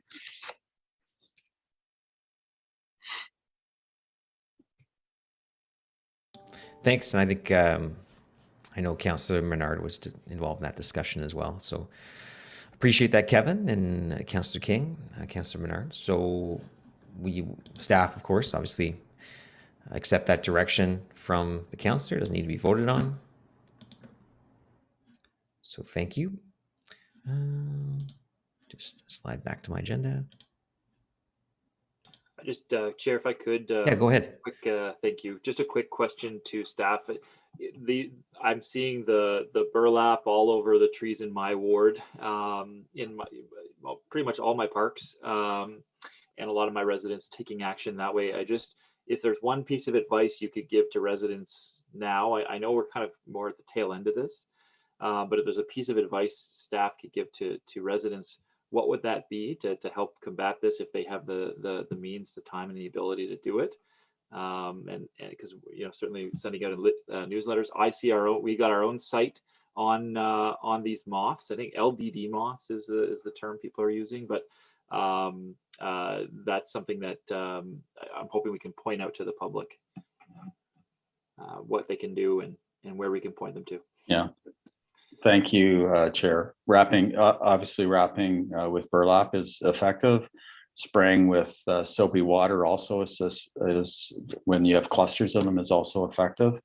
And again, I'm not the expert, so I'll defer to my forestry staff when I get a chance to touch base with them, and we can forward, you know, maybe some good advice for residents to combat when they see them in their either parks or in their property. Okay, thanks very much, Kevin. Okay. Thank you. Why are they known as gypsy moths? Yeah, and that's a common term. Yeah, but I just wonder why. Yeah. I think LDD moths is terminology we're moving towards. So. It's fascinating. There's on the Wikipedia page, there's a map showing its spread between 1900 and 2007 as it just moves from Massachusetts and just shoots out all across northeastern United States. Wild. All right. We're always learning new things here. That's the great thing about this committee. Okay, well, thank you for that. We have no in-camera items. Do we ever? Notices of motion. Notice of motion. Councilor Yes, Menard? Chair, you do. Don't you have a notice of motion? I do have a notice of motion. I almost flew right by you there. It's a long meeting. Thank you. It's been a good meeting, though. Yes, let me, Chris, are you able to get that up on screen? I've got that here in mine, but I just want to make sure we got. You'll have it up momentarily. Thanks very much. It's a notice of motion to transition the Environment Committee into a dictatorship run by me. I appreciate the support. That's not already the case. You renamed it after all. So, okay. All right. Thanks very much, Chair. So yeah, I'll read through this. It's noticed, so it won't be till next meeting, which I understand is September, I believe. September 21st. Okay. Shall I go through the entire thing or just the be it resolves? Well, no, it's a notice of motion. So I mean, obviously, you can just introduce it really quickly and just read the resolution at the end. Okay, so just to introduce it, it's a motion around the phase out of the gas plants in Ontario, gas-fired power plants, and it's speaking. There's been, I believe, 29 other municipalities in Ontario have passed similar motions. It speaks to our climate change plan, our climate emergency. It is in line. The motion would help us try to meet our goals. And in line with our own climate change master plan. So I understand there's staff support, and I'll just read the therefore be it resolved, Chris, at the end. Therefore be it resolved that the City of Ottawa requests the Government of Ontario develop and implement a plan to phase out gas-fired electricity generation by 2030 to help the City of Ottawa, the Province of Ontario, and the Government of Canada meet their climate targets. And be it further resolved that the City of Ottawa call on the IESO to give full consideration to wind and solar, demand response, Quebec Hydro, and conservation. And be it further resolved that this resolution be sent to the Premier of Ontario, the Minister of Energy, Northern Development and Mines, the Minister of the Environment, Conservation and Parks, the Minister of Health, all local MPPs and MPs, and the Minister of Municipal Affairs, Ontario Big Sea Emitters, FCM, and AMO. Thanks very much, Chair. All right, thank you. So obviously that's on the power generation situation in the province of Ontario.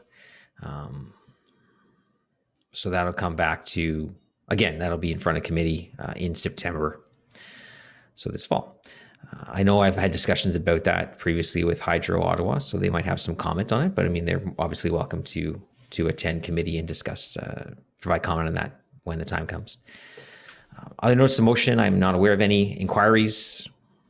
Also not aware of any inquiries. Other business. I will just say another business. We have some applications every now and then that kind of cross committee lines, and I know Councillor Brockington and Councillor Deans have been working on an application on Hunt Club Road where someone literally wants to pave down a forested paradise to build a parking lot. No other purpose than to build a parking lot. There's no functionality to the property whatsoever. There's no building on the site. It's just paving a forest to build a parking lot. And I know just through my role as chair of this committee, obviously our primary concern with the urban tree canopy and trying to increase the tree canopy, not trying to destroy it. So I've had some discussions with our planning team on that, and think that staff were fully prepared to refuse the application, but I do know that the councillors involved, and Councillor Brockington, because he's here, has been involved in that too, to try to find ways to preserve that piece of land. That's, it's a good mature forest within the City of Ottawa, and it's on airport lands. So one would hope that we can work with the airport to find a better solution than what is being proposed from the car dealership. So thank you for that. I just thought I'd toss in there another business because it does kind of apply. It's not something that comes to our committee, but it does something that applies to some of the work that we do here that often touches other committees throughout the city, which is not uncommon. So thank you to that. On adjournments. Carried. So we have, again, our next meeting is Tuesday, September 21st, 2021. And we are doing a media availability. I believe it's supposed to start 15 minutes after this. So, but staff will be in touch with the media who wish to engage. So thank you so much. Enjoy the rest of your day. Enjoy your week. Don't forget to toss out some orange there on Canada Day. Well, it seems like an odd choice, but fitting this year. So again, take care. Enjoy.